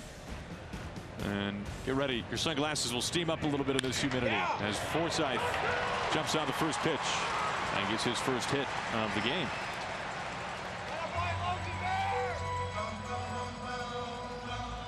That snaps an 0 for 12 slide for Forsythe since being activated from the DL. Very aggressive, swinging at the first pitch. 91-mile-an-hour fastball right back up the middle. Good play by Aoki to cut it off. Can hold him to a single. I'll bring in Brad Miller batting second. Miller had Sunday's game off against the Astros, then a day off yesterday for the Rays, so he's fresh. First pitch, a little flare. Aoki comes charging in, and he makes the catch. 1 out and 1 on. Well, Thursday, June 30th, is EQC Guys Night Out when the Mariners and the Orioles face off at 7:10.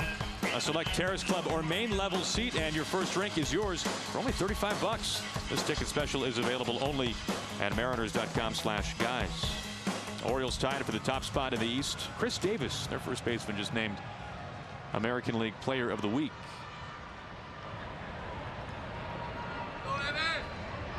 Forsythe at first base for Evan Longoria.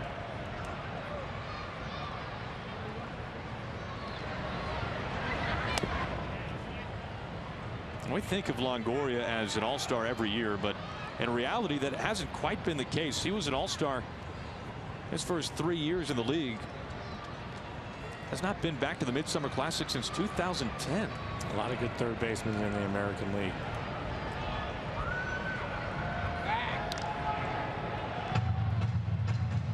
There's no question about that. Kyle Seager's been an all-star. Machado, I know he's playing shortstop now for Baltimore, but has been at third base. Just a number of guys that can really hurt you. Josh Donaldson. And Machado's on the ballot as a third baseman this year. Yeah.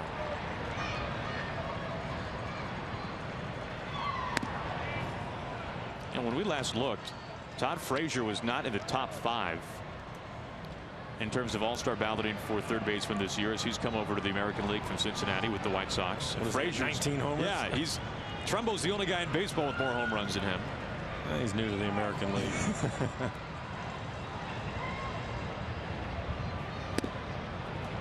Seems like Nolan Arenado will have that sewn up basically every summer for the rest of his career, based on what we've seen, or at least for the indefinite future. Yeah, I wonder how many Gold Gloves he's going to end up winning. And he's won it every year he's been in the majors. Forsythe at first, 1 out.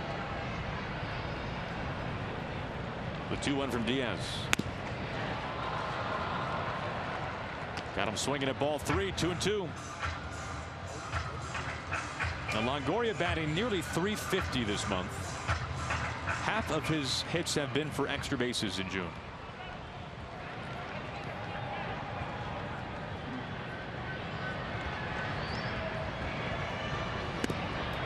.95, strike 3. Diaz collects his second strikeout tonight. Good fastball and well located on the outside corner. Diaz, coming on in relief, has thrown 16 pitches and 13 of them have been for strikes. So to your point, Aaron, when he came in last inning, his ability to throw strikes. Now facing Logan Morrison. Well, we saw that in his major league debut. 11 pitches, 10 strikes, and he was dotting the corner at 99 to 100. 101 even. Had such an interesting talk with Mariners scout Noel Sevilla, who scouted Diaz when he was a junior in high school for the first time in Puerto Rico, and said that in a showcase game Diaz touched 97.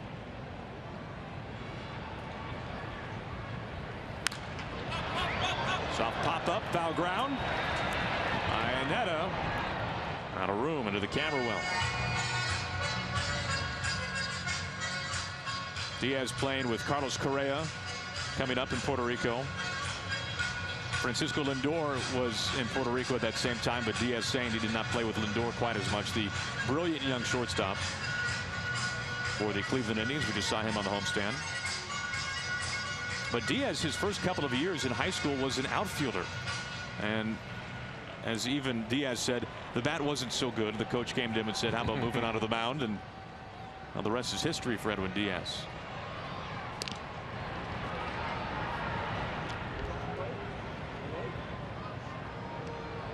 But Edwin, like so many from Puerto Rico, coming from very humble beginnings, making the jump right from Double-A to the big leagues.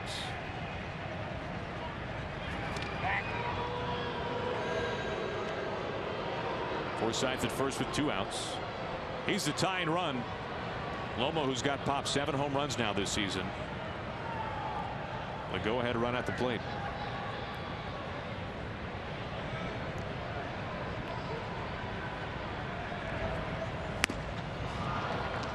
Oh, 2.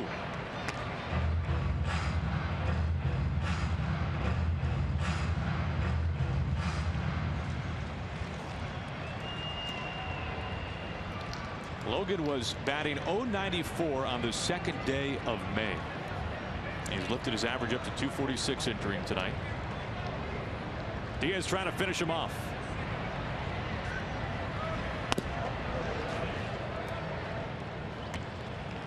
It's interesting to see the range of his fastball. That last fastball at 98. We've seen him throw his fastball at 92.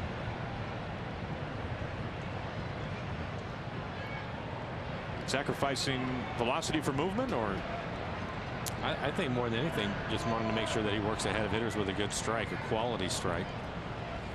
There goes Forsythe, but a swinging strike 3 from Logan Morrison. A slider eats him up, and Diaz able to work out of the 5th inning. We go to the 6th. Mariners up by a run.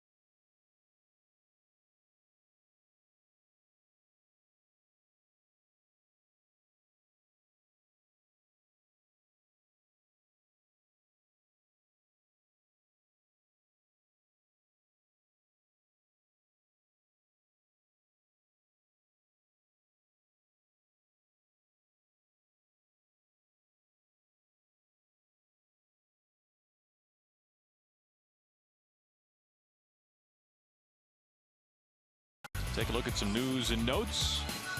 Well, Shamania left yesterday's game against the Rangers, which was a lopsided A's win, holding his arm, a strained forearm, as Yu Darvish has gone back on the disabled list.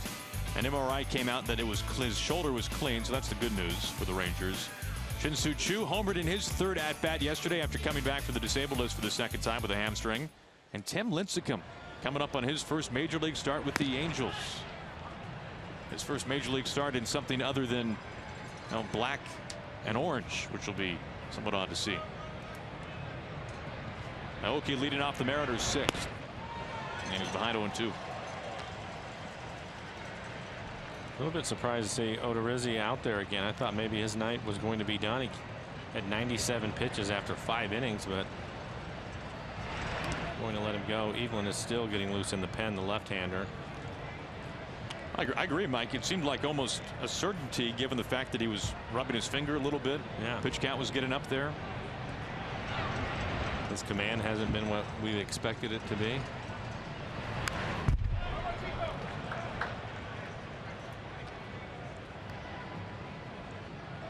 Over 100 pitches now.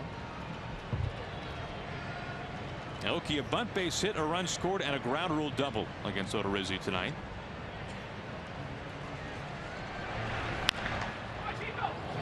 A chop the way of Miller. Throws low. Logan Morrison able to snare it for out number 1.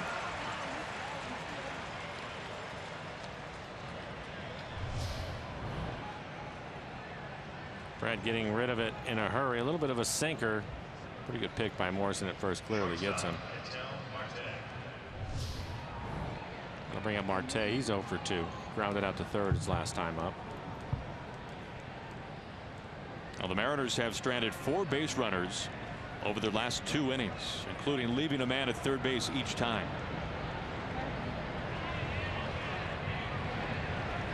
Trying to get another run or 2 on the board to squash a little bit of momentum that the Rays picked up after Dickerson's 2-run homer, Pierce a solo home run, and then a pass ball scoring a run as well.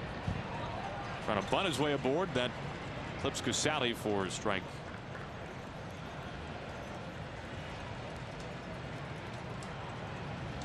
Nothing at 2.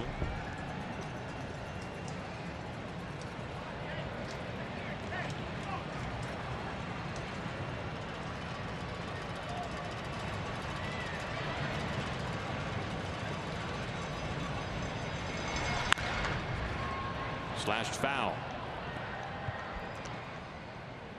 Well, things with Odorizzi, and we talked about it at the start of the game. We showed the numbers between him and Taijuan Walker and how close everything was. Even his windup is like Taijuan Walker. Very abbreviated. Yep.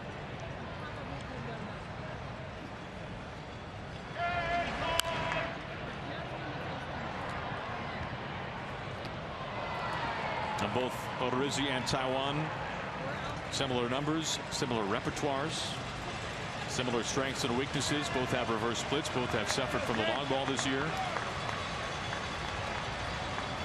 Odorizzi's already given up 1. That was Seager's blast. Marte caught looking on a borderline pitch. 9 strikeouts now for Odorizzi. I'll take a look at our CenturyLink What's Next. It'll be Nathan Carnes taking the ball against his former team. Nathan's gone more than 5 innings just 1 time over his last 5 starts. Looking to turn that around tomorrow. Then Drew Smiley, the former Tiger. His last 3 starts, 17 earned runs over 15 innings. He's copped up 5 homers. So a pair of starting pitchers who are looking to right the ship tomorrow night in game 2. To the top of the order, here is Martin.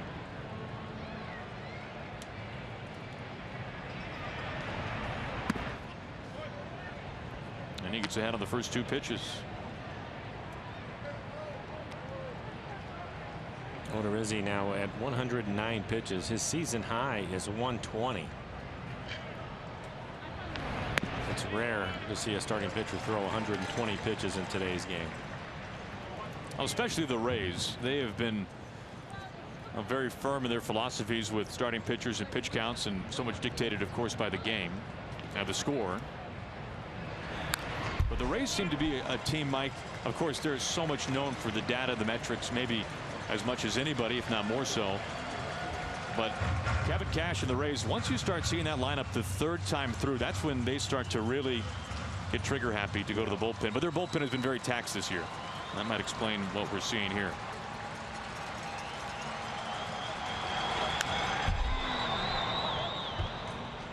Dead red at 94. Martin wishes he could have that swing back.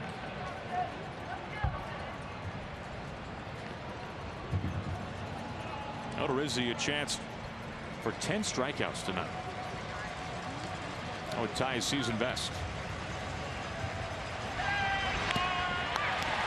Casali can't hold on.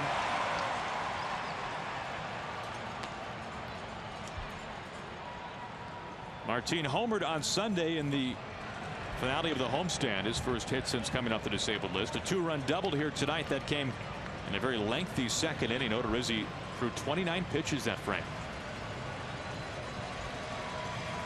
The 2-2.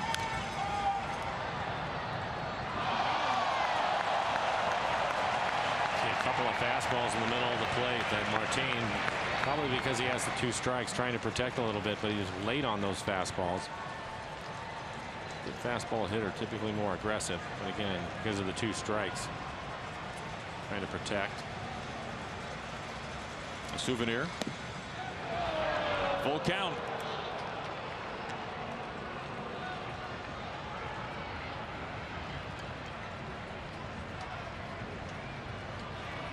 We said earlier that, quote unquote, this would be the last hitter faced for Odorizzi, and you have to figure that that's coming up pretty soon if you can't get Martin.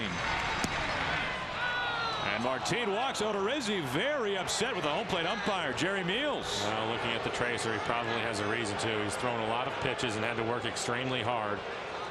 And a couple of pitches to Martin. The 8th pitch was probably borderline. The 9th pitch looked like it was right there. We'll take a look at his reaction. Now, he just got run from the game, and to be honest, I'm surprised Kevin Cash did not make his way out in between Odorizzi and Jerry Meals as we see the pitch. It's a strike, rule the ball, and Meals running Odorizzi after, let's face it, he was done for the night anyway. But Kevin Cash let Odorizzi have his word and settle the score as best he could with Meals. We'll step aside. 2 outs and a man at first.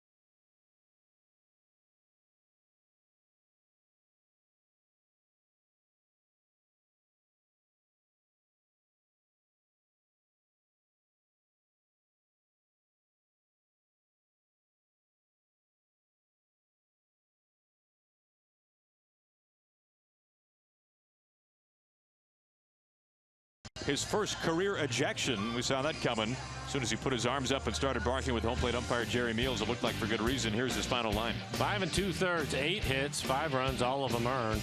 4 walks for him, 9 strikeouts, 116 pitches, 76 of those for strikes. And for Dana Evelyn, the veteran, 20 appearances on the year, high ERA, 6.75, 16 strikeouts, 12 walks, a lot of walks in 16 innings. Opponents hitting .292, and he's given up 3 home runs. And lefties have crushed Evelyn, despite him being a lefty himself, to the tune of a .360 average, and here he is facing Seth Smith. Quick throw to first. Martin safe after drawing ball 4.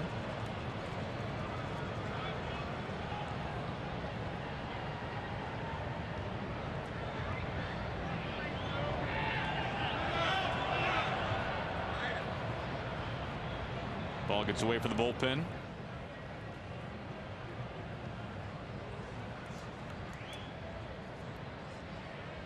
Not uncommon here or in Oakland or San Francisco.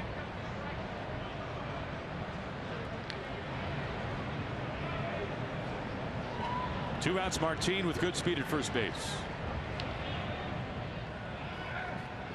And they keep an eye on him.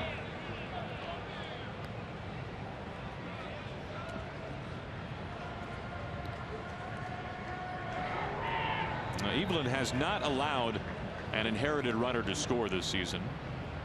He inherits Martin from Odorizzi.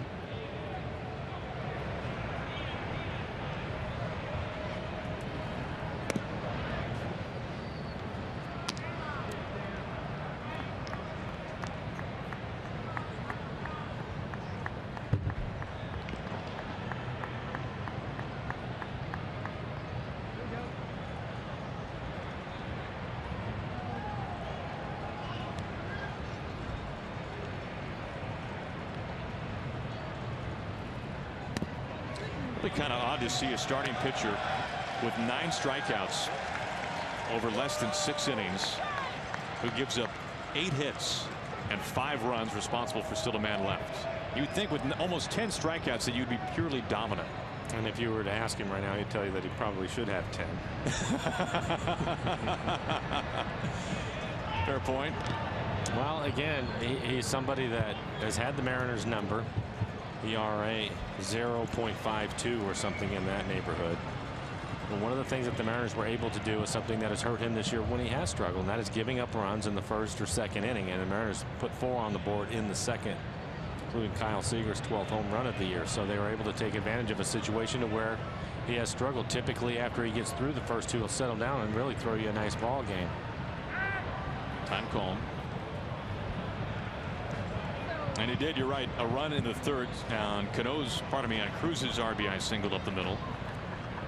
But 4 of the 5 runs coming in that second when he threw nearly 30 pitches.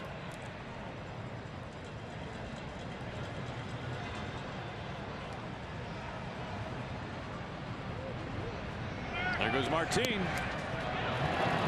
Miller the tag, and Martin is in there standing. He coasts into second base. Yeah, I'm a little bit surprised that he didn't slide.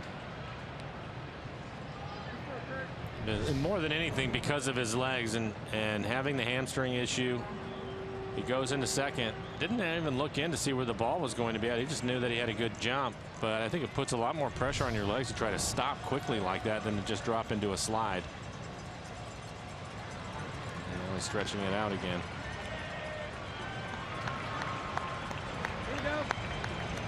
The 1-2. Appealed. He goes. Now Chris Conroy at third base saying that it goes around. Evelyn leaves the inherited runner in scoring position.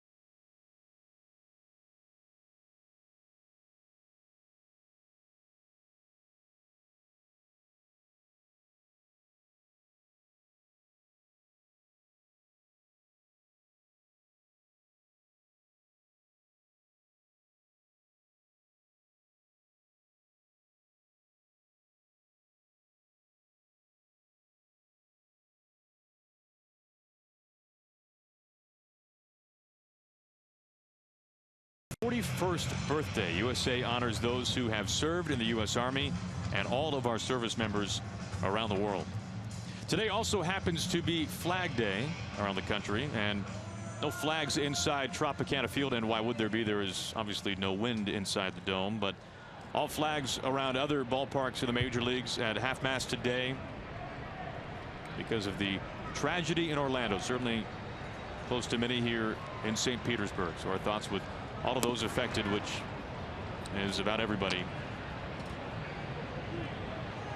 Not an easy one to get over. Ball 1 to Steve Pearce.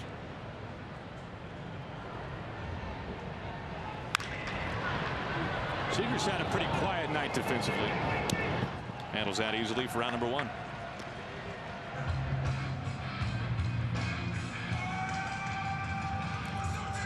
2 pitches for 1 out for Edwin Diaz, eating up some innings after Taijuan Walker went just 3 1/3 innings because of an aggravated right Achilles.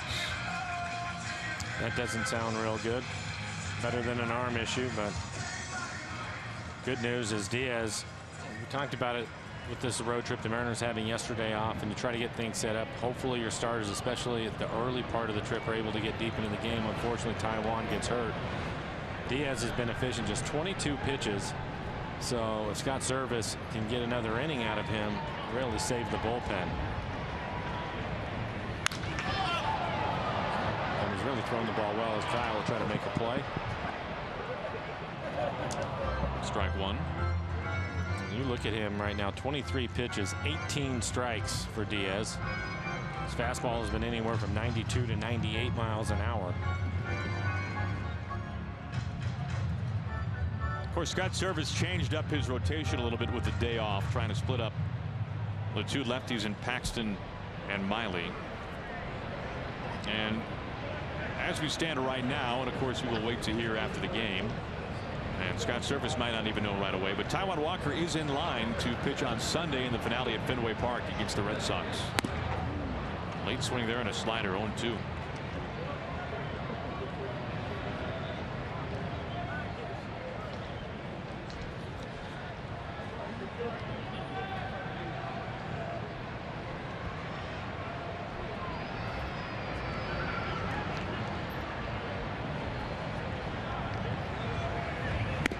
Three pitches, all strikes, and he finishes them off at 96. 2 up and quickly 2 down. Well, the Mariners' youngest fans can pick up a supersized Kyle Seager baseball card plus a pack of Topps cards showcasing players from around the league. Both are available to all kids 14 and under on Tuesday, June 28th against the Pirates. Tickets at mariners.com. Boy, speaking of starting pitching injuries, the Pirates will be without Garrett Cole, their opening day starter, former first-round draft pick. He is on the disabled list with a tricep strain. Left on Friday in the 3rd inning. Also without Francisco Cervelli, their starting catcher. So they will be coming to Safeco Field a little dinged up.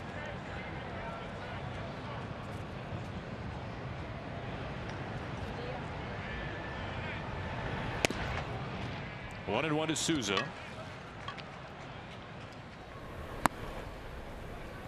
Xavier Cedeno warming up in the bullpen for the Rays.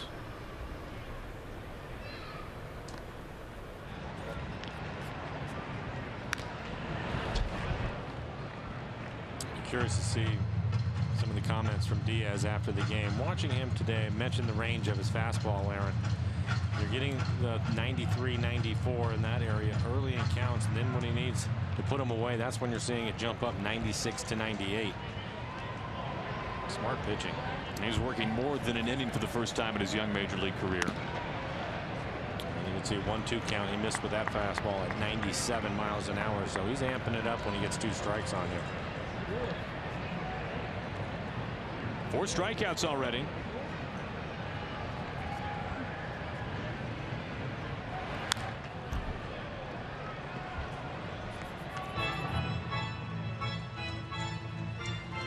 We heard Terry Francona talk about the arm speed of Diaz. It was Tito who had a good third base view of it when he made his debut against the Indians, and he was blown away by how fast Diaz is able to whip his right arm around.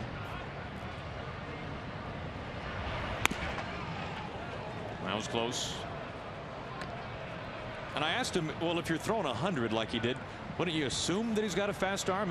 And Francona's reply was, well, some bigger guys who are power pitchers, right, maybe not have the exact same arm speed as a smaller pitcher like Diaz. Strike 3 call, 95. Diaz pumped up about it as he pinpoints yet again. 5 strikeouts for Edwin Diaz in long relief.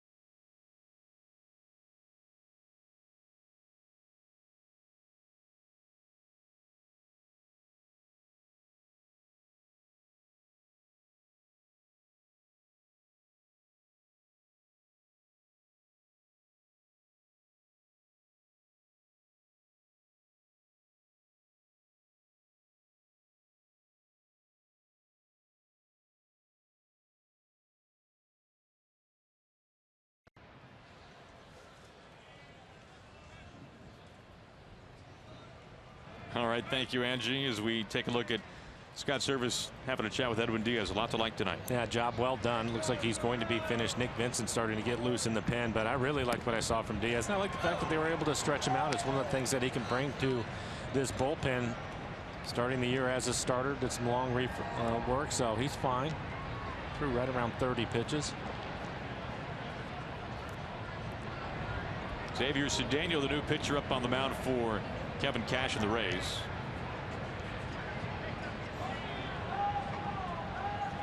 Cano is 1 for 3 tonight.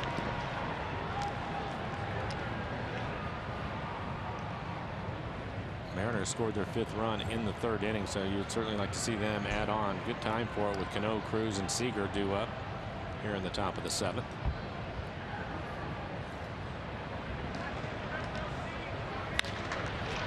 Over the middle. Miller can't get there. Cano's 2nd hit tonight. Nice way to begin the top of the 7th.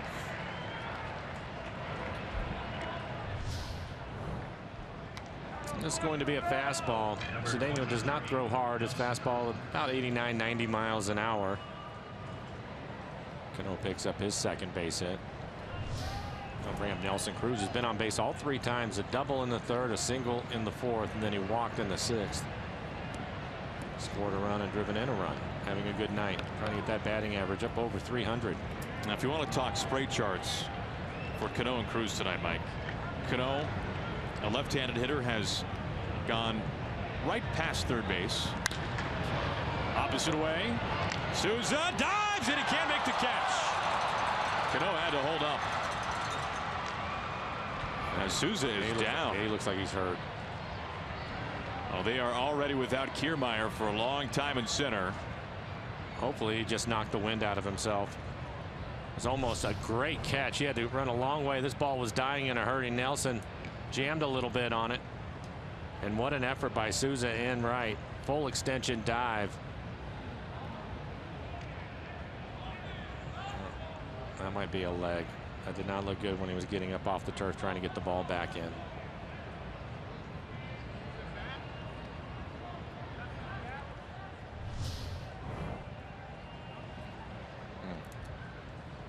Now, we've already seen one injury here tonight, and it was from tonight's starting pitcher, Taijuan Walker, who, Mike, was off to a phenomenal start. His strikeouts to each of the first 4 Rays hitters. Yeah, when you look at the Rays, they strike out more than any club other than the Astros. And Taijuan was dominant through the 1st inning, striking out all 3 batters. Starts the 2nd inning off in pretty good shape, too, striking out Logan Morrison, looking at his fastball.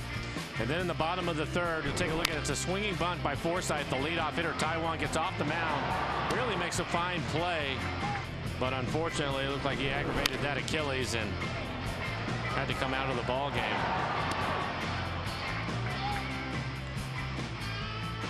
Taijuan 4 runs over 3 1/3 innings, just 3 hits allowed, while striking out 4 and walking 1. You can look at his line, the 3 runs earned. But hopefully things will work out to where he's just going to miss a little bit of time. Now they are still tending to Shoreline resident Steven Souza Jr. will step aside.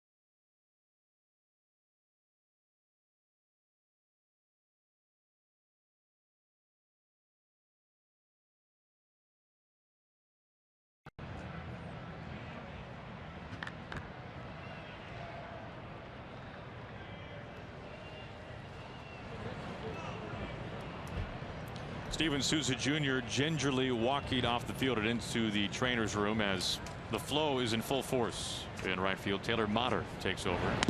Meanwhile, Seager at the plate. Mariners have 2 on. Cano a single up the middle. Cruz a single into right field. So prime chance here for the Mariners.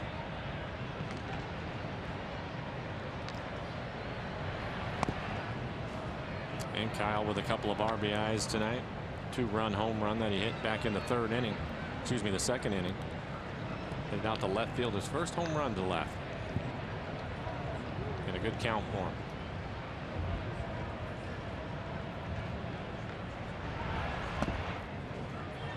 Now 3-0. Adam Lynn waiting on deck.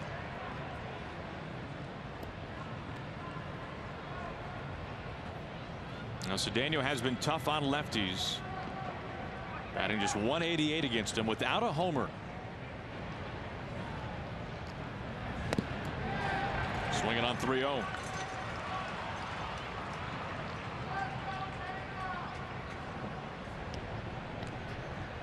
Ryan Garten, a right-hander, warming up in the bullpen. Well, you have Adam Lynn on deck, and with the lefty out there, there's a good chance you'll see Daeho Lee pinch hit. Here comes the 3-1. And the bases are loaded with nobody out. A couple of singles, now a walk.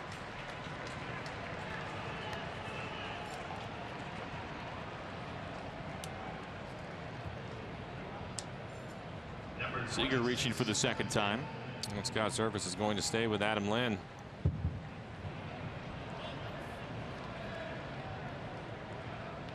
Adam a ground out to short, lined out to 2nd, and then flew out to center.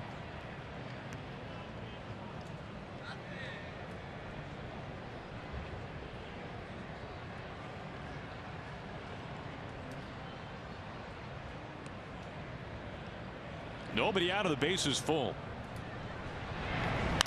Jumping on it, right field. Does it have enough? Motter reaches and he makes the catch.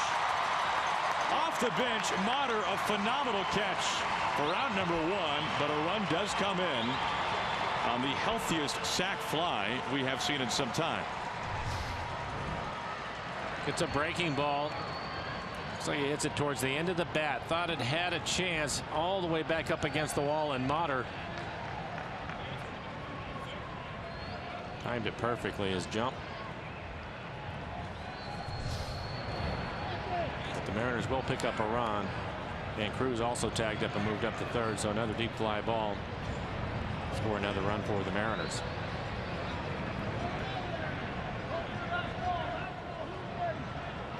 Cruz at 3rd, Seager at first base. Now Cash out on the field.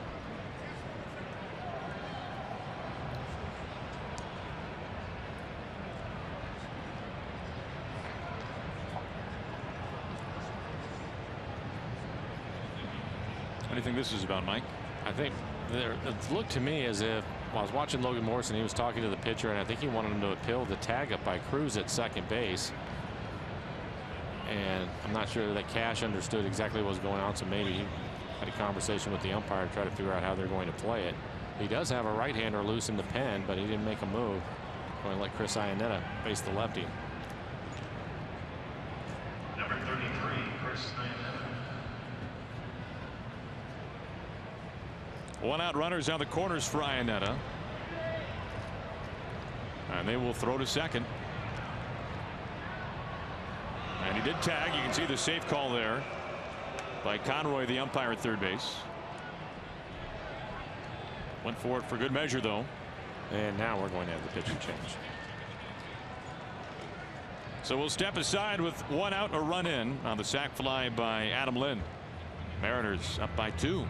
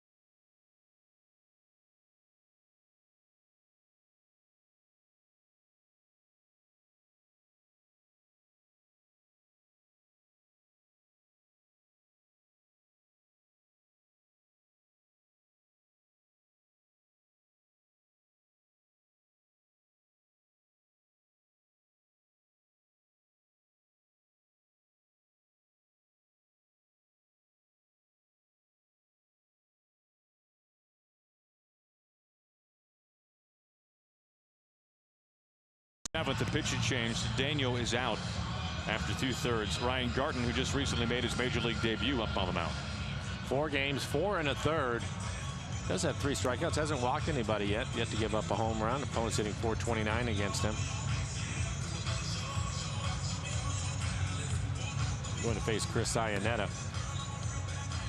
Nelson Cruz at third. Kyle Seager at first.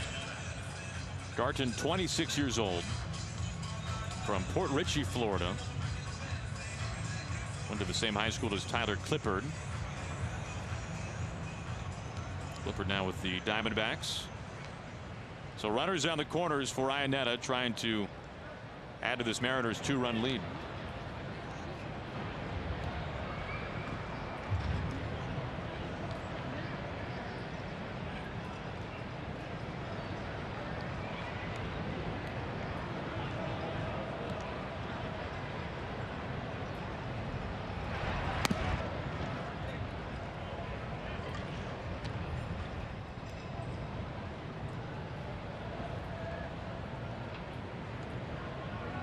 And with the way this inning has unfolded, Nick Vincent getting loose in the pen has had plenty of time to get ready.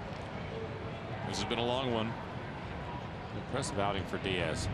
Really threw the ball well as you take a look at Nick. 5 strikeouts for Diaz in long relief. Cut on and missed. Meanwhile, Seager into second base, and he's safe. Seager with his first steal attempt of the season, and a success. Take a look at it. Kyle leaning, gets a pretty good jump. Poor throw down to second. Turns out it could turn out to be a pretty big play with 1 out. Takes a double play out of the equation, and the Rays will have to bring their infield in, so they won't have as much range.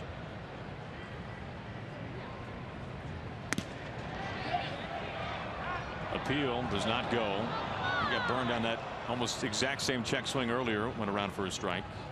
Last at bat, 2-1.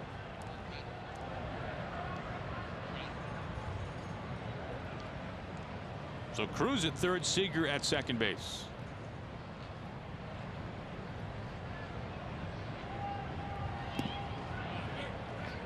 Every plate appearance in this inning for the Mariners has been a productive one. Cano a single, Cruz the same story, Seager a walk, Lind a sac fly to the wall in right field.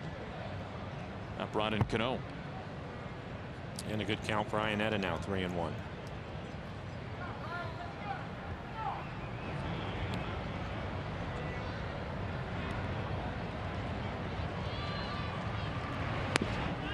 The bases are loaded again.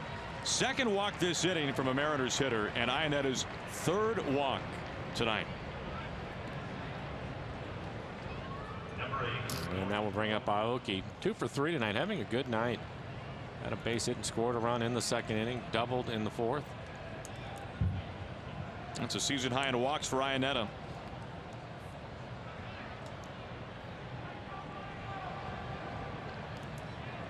One out, bags packed.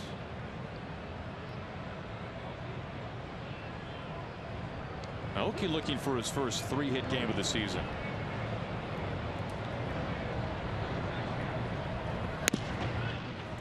Missing for ball 1.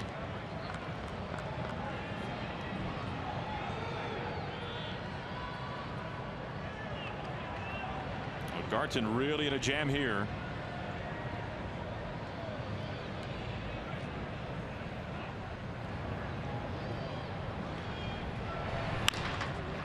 Chopper, Miller, low pick, only play first base. Another run in for the Mariners. Cruz crosses home, and it's now 7-4 Mariners. So the Mariners have scored 2 runs while making 2 outs in this inning. And Aoki will pick up an RBI.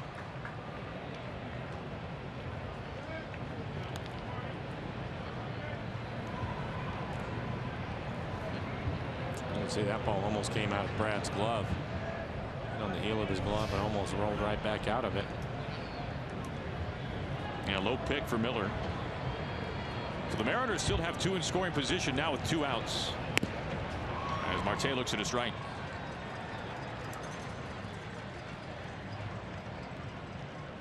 Marte, the 7th hitter in this Mariners 7th inning.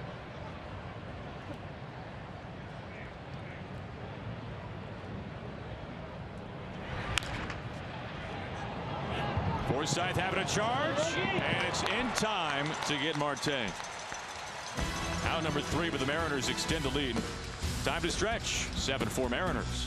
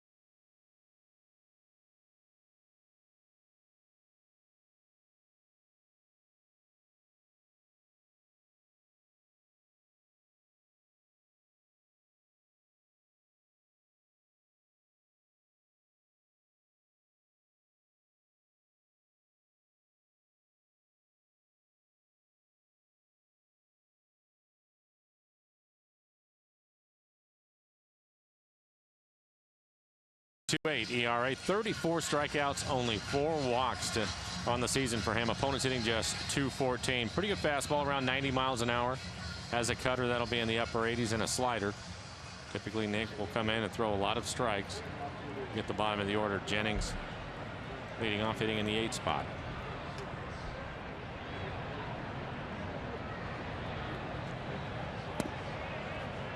Ball 1 to Jennings.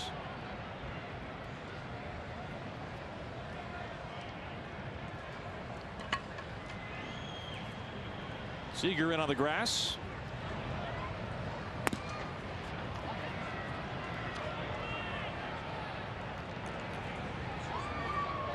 Jennings batting just .188 now on the season. A walk and a ground down.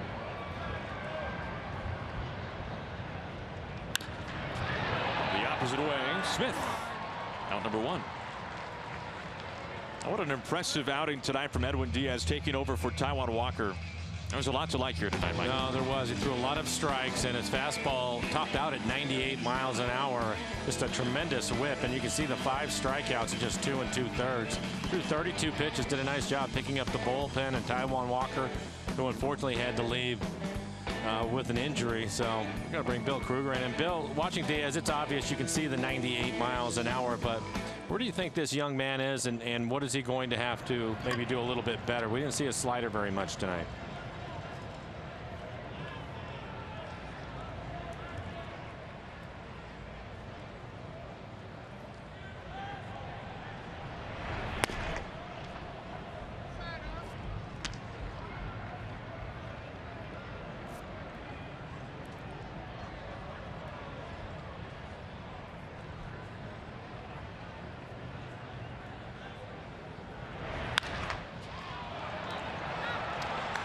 This ball in play over towards Aoki.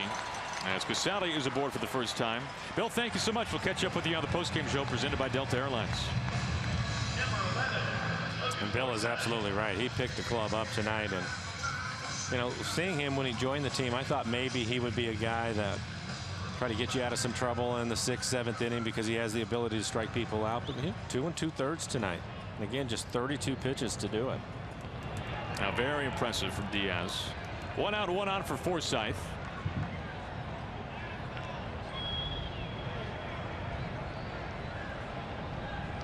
Forsythe, the ground ball single his last time up.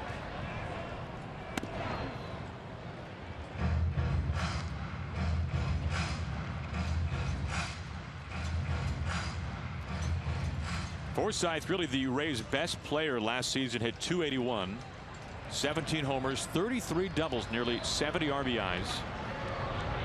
Got off to a fantastic start this season.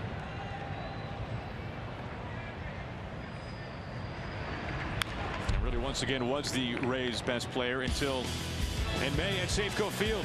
Took a pitch from the King off the shoulder blade, tried to play through it. This was back in the second week of May, and tried to take his position at second base. You can see him trying to shake it loose. Ended up missing a month as he left this game with a cracked shoulder blade.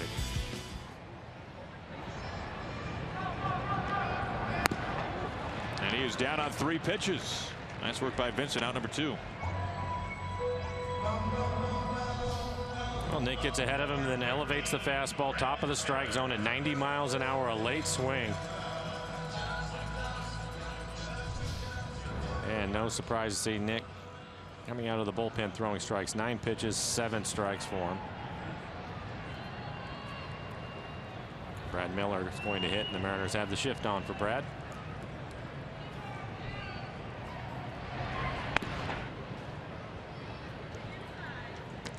Miller had a dreadful month of April. He hit .185 in his first month in a Rays uniform. Bounced back in May, hit .291. Had 4 triples last month.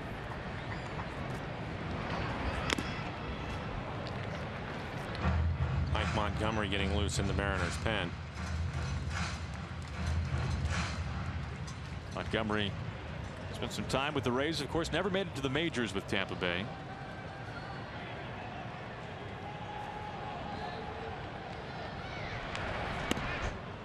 Two balls and a strike.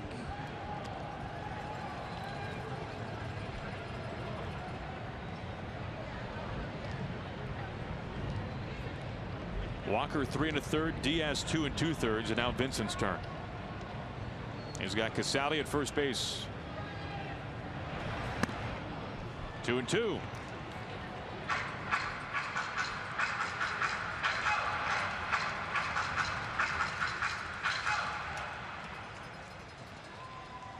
Only 3 teams in the majors strike out more frequently than Tampa Bay, as Diaz has, or pardon me, Vincent has a 2-strike count on Miller. Full count.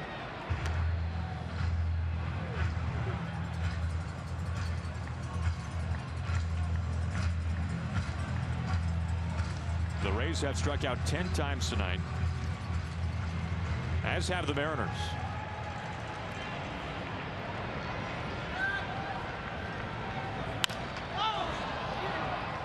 Still 3-2.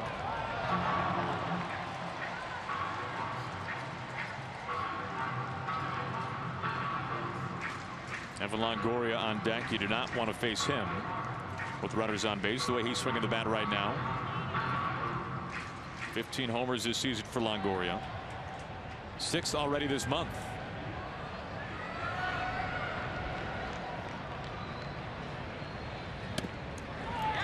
Two outs and 2 on. Miller reaches base for the first time. A rare walk from Nick Vincent. 7 pitches in that at bat.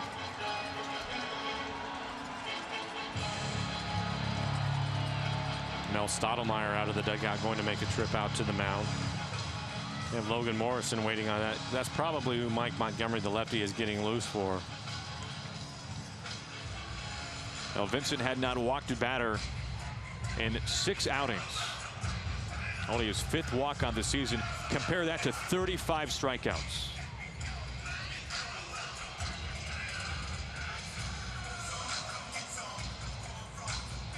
Probably just covering all the bases, going over the scouting report again, reminding him of the situation.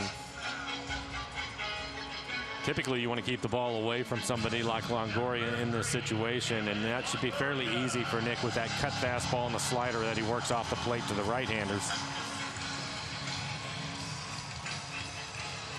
Now, Longoria struck out facing Taijuan Walker on a cutter in his first at-bat. Flew out to right field in the 3rd. Struck out on an Edwin Diaz 95-mile-an-hour fastball in his most recent at-bat.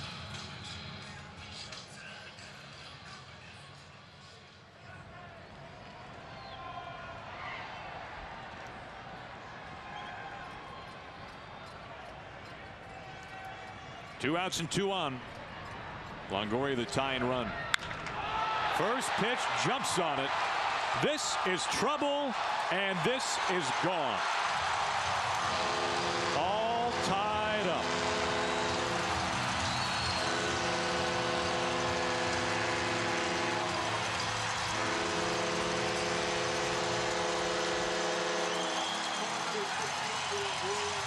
And this is a situation where you have to give Longoria, the veteran hitter, a lot of credit.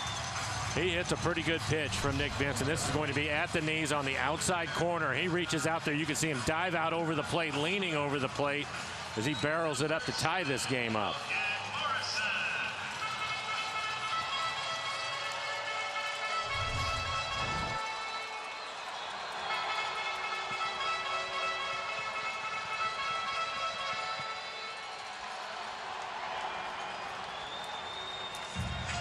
We're going to see Mike Montgomery. 2 outs, and with 2 on, Longoria, his 16th of the year, has tied us up at 7 apiece.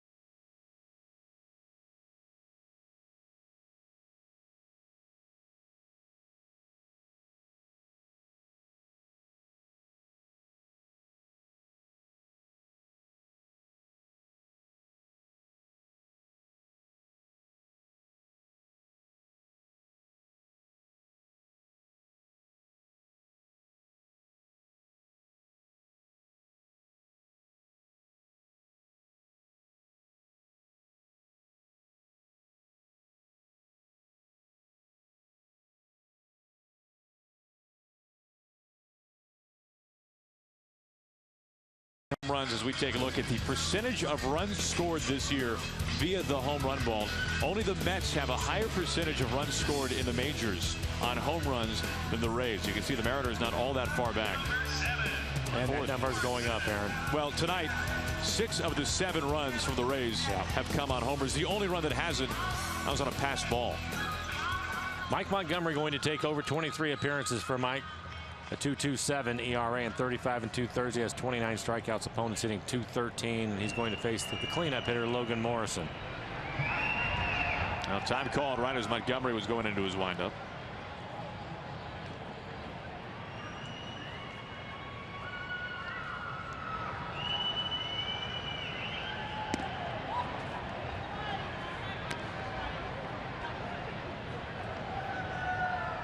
Three home runs tonight for the Rays. The only team with more multi-homer games in baseball this year, the Mariners.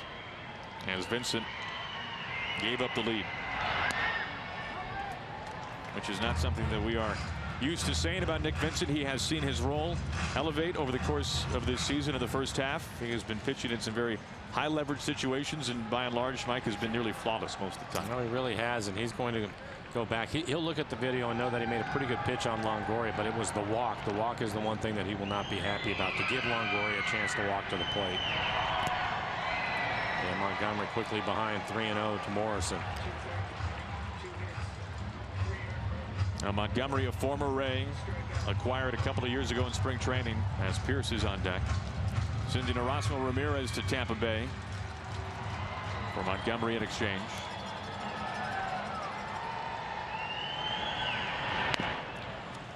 All 4 pitches miss for Montgomery, and the go-ahead run is now at first as Lomo reaches base for the first time tonight. 2 walks this inning. Steve Pearce has some power. 8 home runs on the year.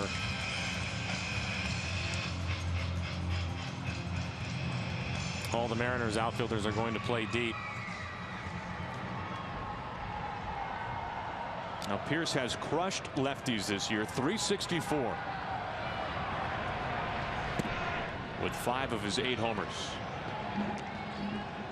Added his 9th earlier tonight in the 4th inning.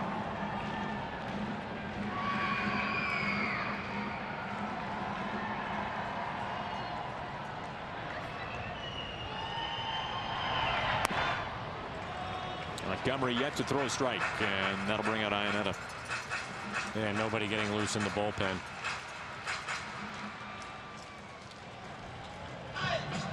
Two runs in the second for the Rays, another 2 in the 4th,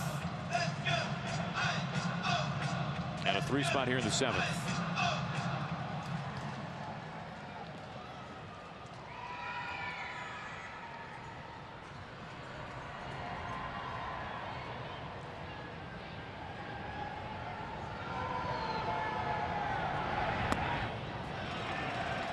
First 7 pitches for Montgomery have missed. And you have the left-handed hitter Dickerson on deck, so I'm sure that Pearce wants to swing. He'll let him swing.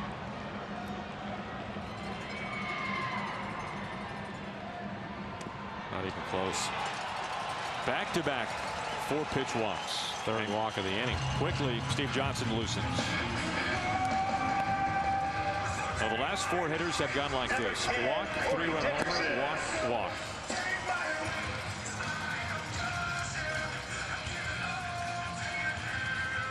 Mel Stottlemyre going to try to get him in the strike zone. Dickerson walking to the plate. He's just 3 for 30 this year versus left-handed pitchers.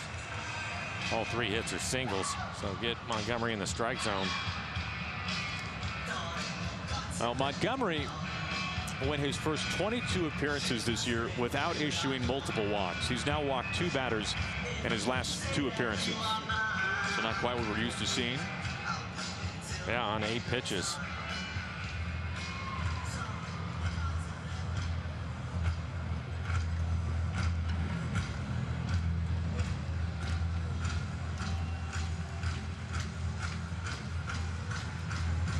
Five of the last 6 Rays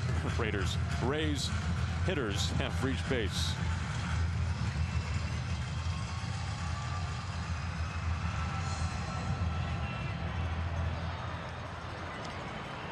Dickerson a home run and a triple. Goes after the first one and through.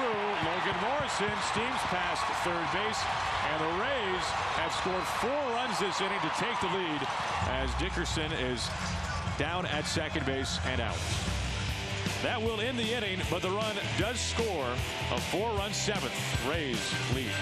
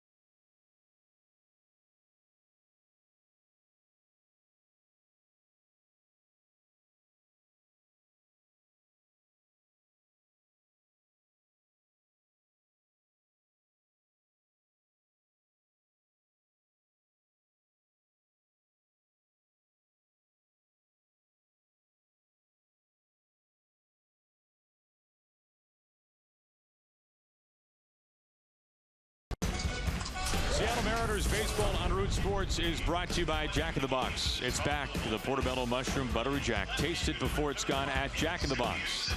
And by Money Tree, proud to make a donation to Mariners Care for every Mariners win. A 4-run bottom of the 7th inning. The Rays sent 8 hitters to the plate. The big swing, the 3-run blast by Longoria to tie it up. Dickerson, the go-ahead RBI single. He was cut down at second base, however, to end the inning. And for Longoria, his 7th home run this month, leading all major league hitters. Now playing left field for the Rays, number 27, Mikey Manto. Martin will lead off the top of the 8th.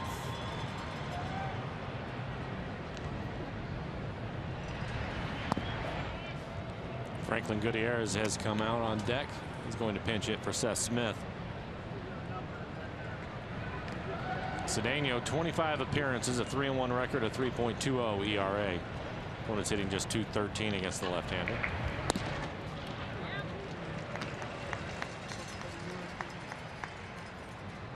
Nobody getting loose in the Mariner pen.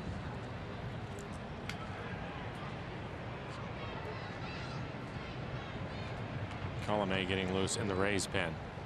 Their closer.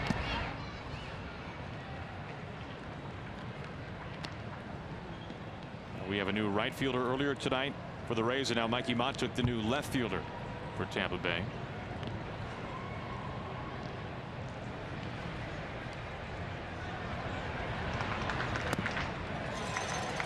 Two balls and 2 strikes.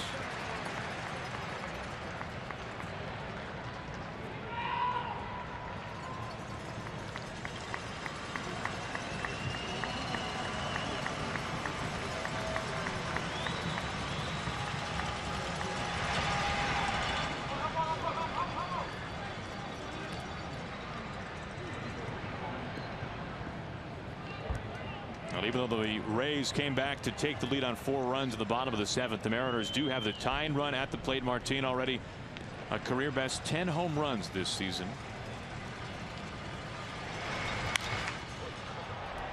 So 3-2. And the teeth of the order coming up for the Mariners. And as we see the closer warming up in the bullpen for the Rays, this is something Kevin Cash has not hesitated doing throughout the course of this season. A save of more than 3 outs. As Colomé, we saw him in the rotation last year, has been thrust to the closer's role this season. Late hop, but right there to Forsythe.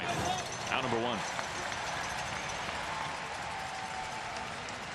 Well, it's always a fan favorite event at Safeco Field. Turn back the clock night. The hands of time are going back to 1984 when the Mariners hosted Cardinals on Saturday, June 25th. Both teams will wear retro uniforms, and the first 20,000 fans will score a retro cap. Visit Mariners.com for tickets. The year Alvin Davis was the American League Rookie of the Year. An All-Star as well.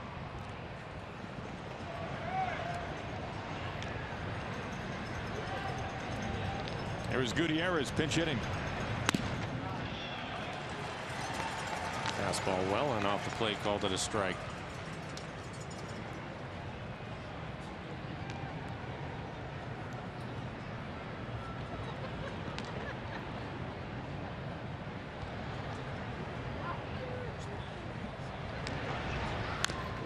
Oh, 2.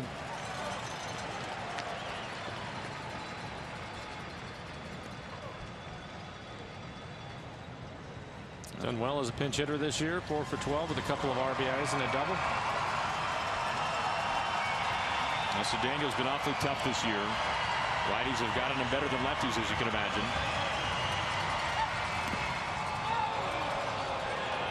1-2.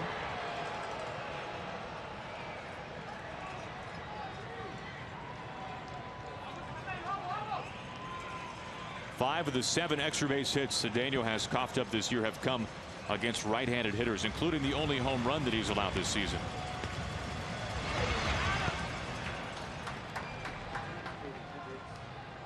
Even at 2-2.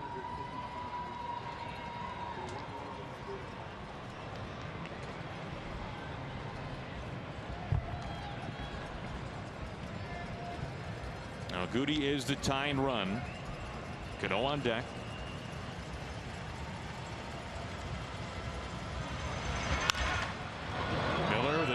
backhand, but Plant long distance throw, and Morrison cleans it up on the other end.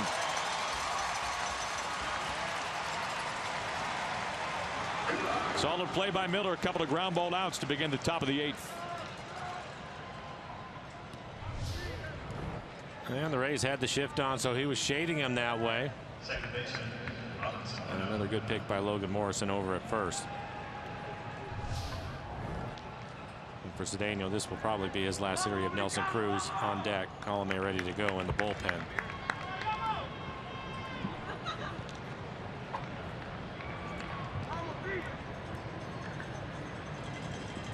Robbie getting back to that 300 mark on the season with 2 hits tonight.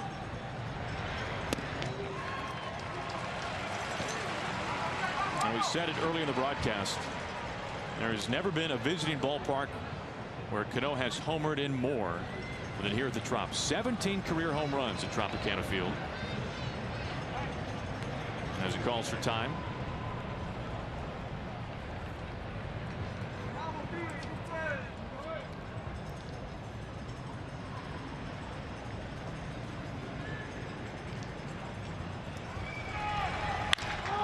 Shot to center, but Jennings doesn't even have to move. Right to him. 3 up, 3 down. We go to the bottom of the 8th inning. Rays up by a run.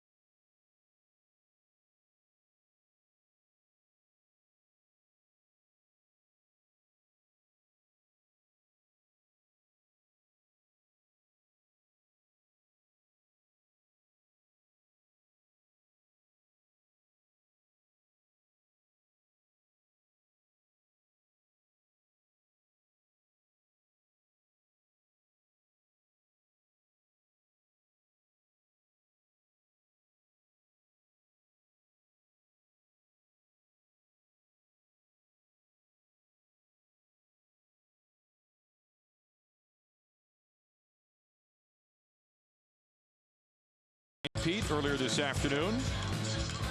Good chance to get out on the water or making your way over to the ballpark here.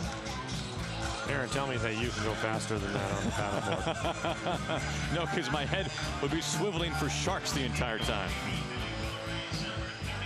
It's hard to paddle that fast when you're holding a spear gun.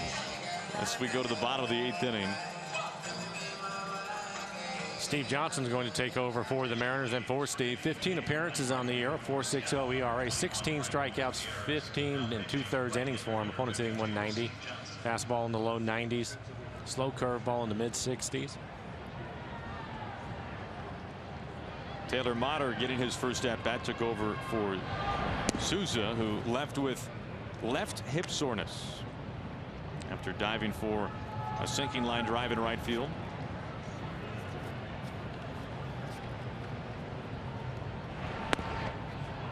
One and one.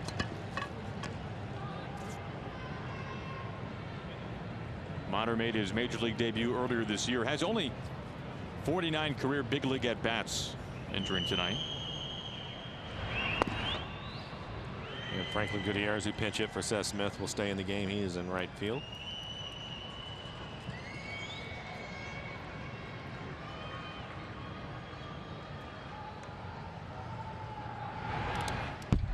Three and one. As that gets underneath Iannetta.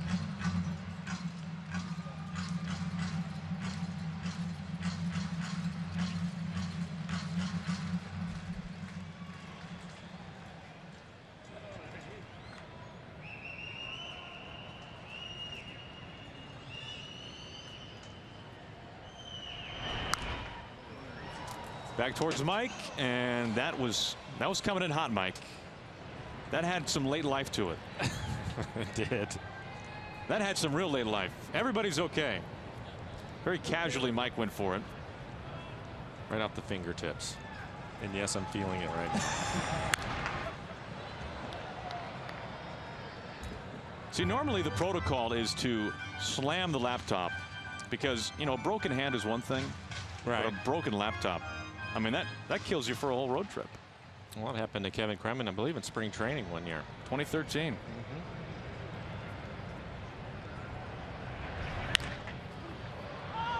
Soft pop-up foul. Seager has just enough space. Out number 1.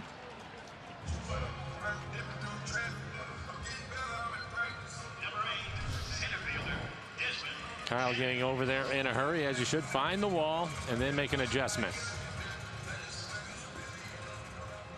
An easy play for Kyle. Now, do we need to call Rick Griffin after the game, Mike? Will you be going in the clubhouse before getting on the bus? No, I'll be just fine. You'll be okay. All right, I'll be fine. Jennings takes inside. It's been a while, but I remember that pain. Well, I was going to say, if it happened to me, you'd be doing the play-by-play right now, and there'd be splints involved.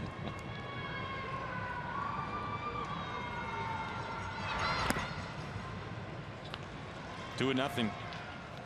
This game changed with a 4-run bottom of the 7th for Tampa Bay. They drew 3 walks. They cashed in with the Longoria 3-run homer and a Corey Dickerson go-ahead RBI single. Smash to the pole, and this is a foul ball. We've talked about it a couple of times, Aaron, and shown the graphic about how Tampa scores the majority of their runs through the home run, which they hit a lot of. You know, one of the keys in this series, and something I talked to Rick Riz about on the radio side on the pregame show, was if they're going to get their home runs, make them solo home runs. You had an error when Taijuan Walker was rolling. Next guy hits a home run. Get a walk. Next guy hits a home run. And a couple of more walks and a base hit, and next thing you know, you're behind by a run. And for the Mariners, I'm sure they'll look back at the 4th and 5th innings too. They had 2nd and 3rd. In the 4th, with nobody out, they were not able to score. They get 1st and 2nd in the 5th and not able to pick up a run. So some missed opportunities early. At 7-4, you didn't think that was going to cost you, but things have changed. Yeah. First strikeout from Steve Johnson. 2 up, 2 down. We take a look at our CenturyLink What's Next, the middle game of this 3-game series, as Nathan Karns will go up against Drew Smyly. Karns 4 1/3 innings in his last start against the Indians. Only 2 hits, but he walked 5. Smyly, meanwhile, tied for the 9th highest earned run average in the American League, and the 5th among American League lefties as Colomé, the closer, gets loose. And Tampa Bay has not had a lot of opportunities tonight. It's been the home run. 2 for 3 with runners in scoring position tonight. But Seattle started the game off 3 for 5 runners in scoring position. They're 0 for 9 since then. Pass Marte. Casali, his 2nd hit tonight. Number 9 hitting catcher aboard with 2 outs.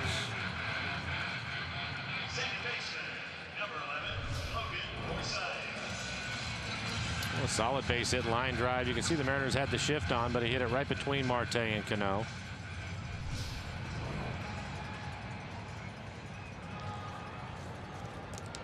By the way, Mike, talking about the errors or the error tonight that led to an unearned run. And we talk sometimes about pitchers who just happen to be that one guy or the couple of guys on a staff, a rotation that receive the run support. For whatever reason, Taijuan Walker has had the bullseye when it comes to errors behind him. That's now 10 unearned runs allowed this season by Taijuan Walker, the most in baseball.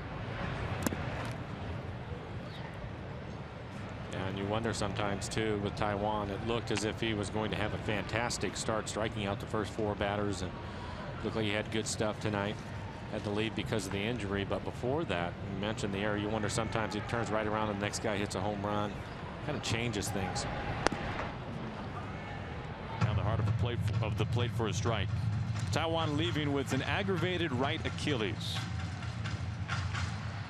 We'll hear from Scott Service and probably Taijuan as well on the postgame show presented by Delta Airlines. 2 outs and a man at first. Hard hit. Barreled up. Casale puts on the brakes at second. So with 2 outs, back-to-back base hits. Forsythe his second base hit tonight. And this will be on the fastball again, right in the middle of the plate. Number 13, Brad Miller.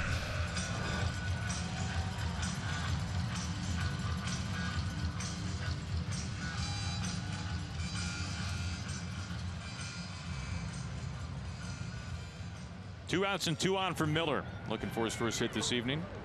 Walked and scored back in the 7th. Came home on Longoria's 3-run blast. Waits back on a 65-mile-an-hour curveball, and Marte flags it down. 2 runners left. We go to the top of the 9th. The Mariners will face Alex Colomé with 18 saves on the season.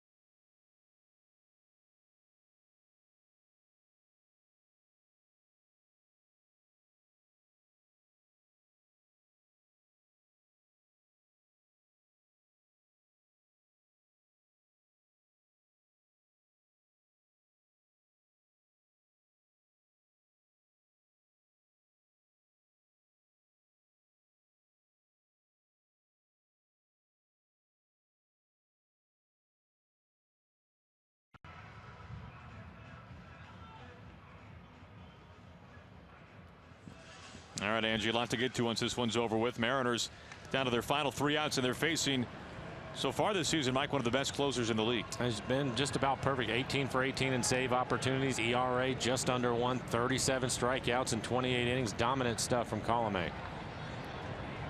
Facing Nelson Cruz right out of the gates here in the 9th. Trying to tie it up. Strike 1. For perspective, those 18 saves from Colomé, 1 shy of the league lead. K-Rod of the Tigers, who blew his first save last night, and Zach Britton of the Orioles with 19. So Colomé right there in the conversation.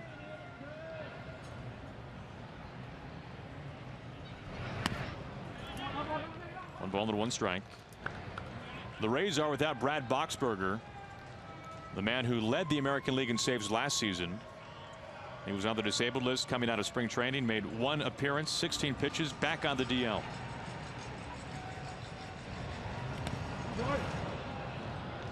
Two balls and a strike to Nelson, leading off the 9th.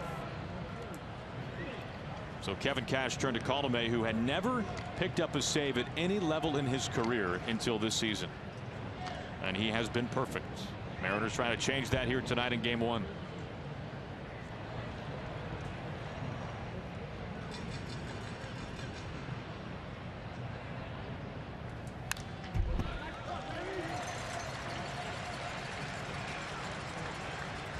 Nelson with a pretty good swing at 96 out over the plate. Kyle Seager waiting on deck. Who's Seager Lynn do up? Not an easy ride for Colomé.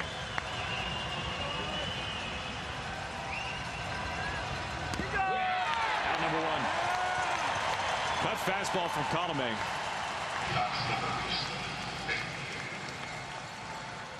So from 96 to 89 down towards the bottom of the strike zone. Kyle Seager with a home run in this game, his 12th on the year. His first home run to left field.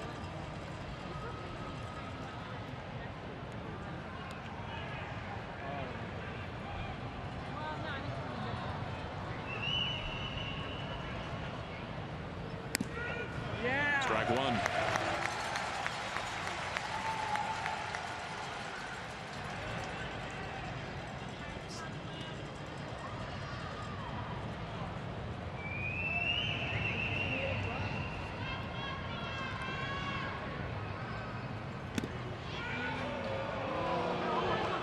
And we mentioned earlier in the broadcast tonight, facing Odorizzi, a right-handed starter for the Rays. Seager's numbers against righties, he has been certainly one of the better hitters in the American League against right-handed pitching, batting nearly 3 1/4. And he added to those numbers with that 2-run blast the opposite way off of Odorizzi.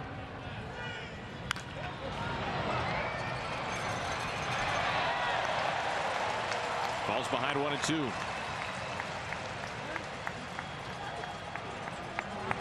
And that was on the good fastball at 95. Comes inside. You see the pitch in on the inside corner. That was the cutter again at 89. He may go back to that now.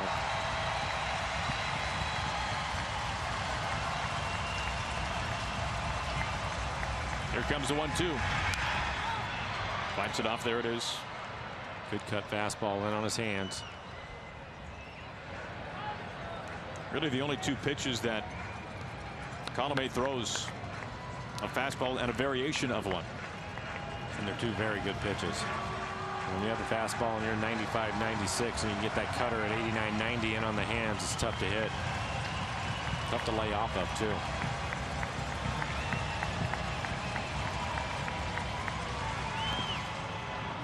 Two balls and 2 strikes. When we saw Colomé in the rotation last year for the Rays, he was throwing a changeup and a curveball as well, but he has by and large scrapped those 2 pitches since moving into the closer's role. He'll face Lind next.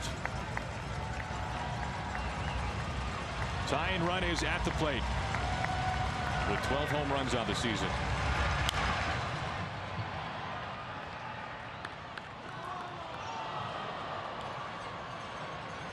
The Mariners led this game 7-4 going into the bottom of the 7th inning. 4 runs by the Rays, a 3-run homer by Longoria on the first pitch that he saw from Nick Vincent. And then the go-ahead single by Dickerson up the middle. That scored Logan Morrison. That has put us at an 8-7 game with the Mariners down to their final 2 outs.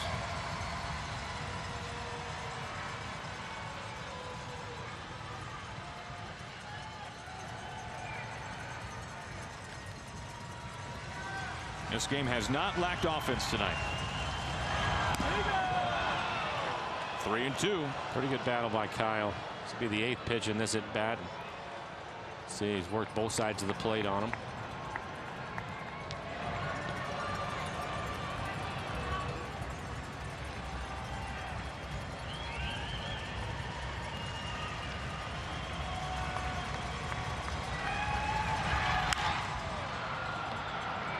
He continues. Well, in Colomé's last 2 appearances, which have both been saves, he has loaded the bases both times. So maybe not having his sharpest stuff as of late. Was able to strike out Cruz on a cutter. It looks like he's had pretty good command tonight. Kyle's had to fight off a number of close pitches. Again, the 3-2. This will be the 10th pitch in this at bat. We've talked about this before, Mike, but you kind of feel like the more pitches you see as a hitter, the better. The odds maybe not extremely shift in your favor, but they at least start to tilt that way a little bit. Well, you would hope that if nothing else, your timing would get closer to it. And Colomé, again, he's just going right at him now. But he's throwing pretty good pitches. They're just off the outside corner, and Kyle's having to fight them off because they're too close to take. Pitch number 10 to Seager. And Seager is aboard a 10-pitch plate appearance with 1 out. Second walk tonight from Seager. Talk about a battle. First baseman. That'll bring up Adam Lynn. Adam just missed a home run his last time up. Had the bases loaded and hit a fly ball out to right. Motter, who came on for Souza, jumped up against the fence, was able to make the catch. Adam picked up a sacrifice fly and an RBI. 7th walk drawn tonight by the Mariners. The 2nd for Seager. Iannetta has drawn 3 of them. So Lynn the go-ahead run.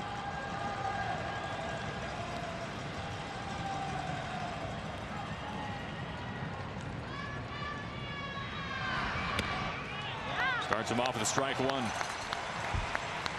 about the slowest pitch we've seen tonight so far from Colomé? Yeah, another cutter on the inside corner. Both Benoit and Cishek getting loose in the pen for the Mariners.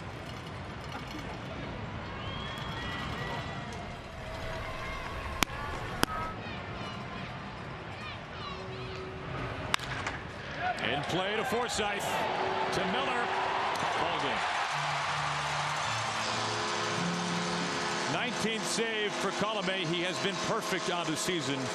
And the Rays come storming back with a 4-run 7th to win it. Yeah, unfortunate one that Taijuan gets hurt. Hopefully it's not serious. The Mariners giving him some run support early in the ball game, but some mistakes. I think the Mariners helping him out. The error early in the game that turned into a couple of runs, a walk, and then a home run, and then 2 more walks. Coming back in the big 7th inning for the Rays, and the Mariners just not able to hang on. On the season, the Rays, when trailing after 6 innings, were 3-22. And they come back with a 4-run 7th, highlighted by Longoria's 3-run homer to win it here tonight and game 1 of this 3-game series. Mariners postgame presented by Delta Airlines starts right now with Angie and Bill. Guys.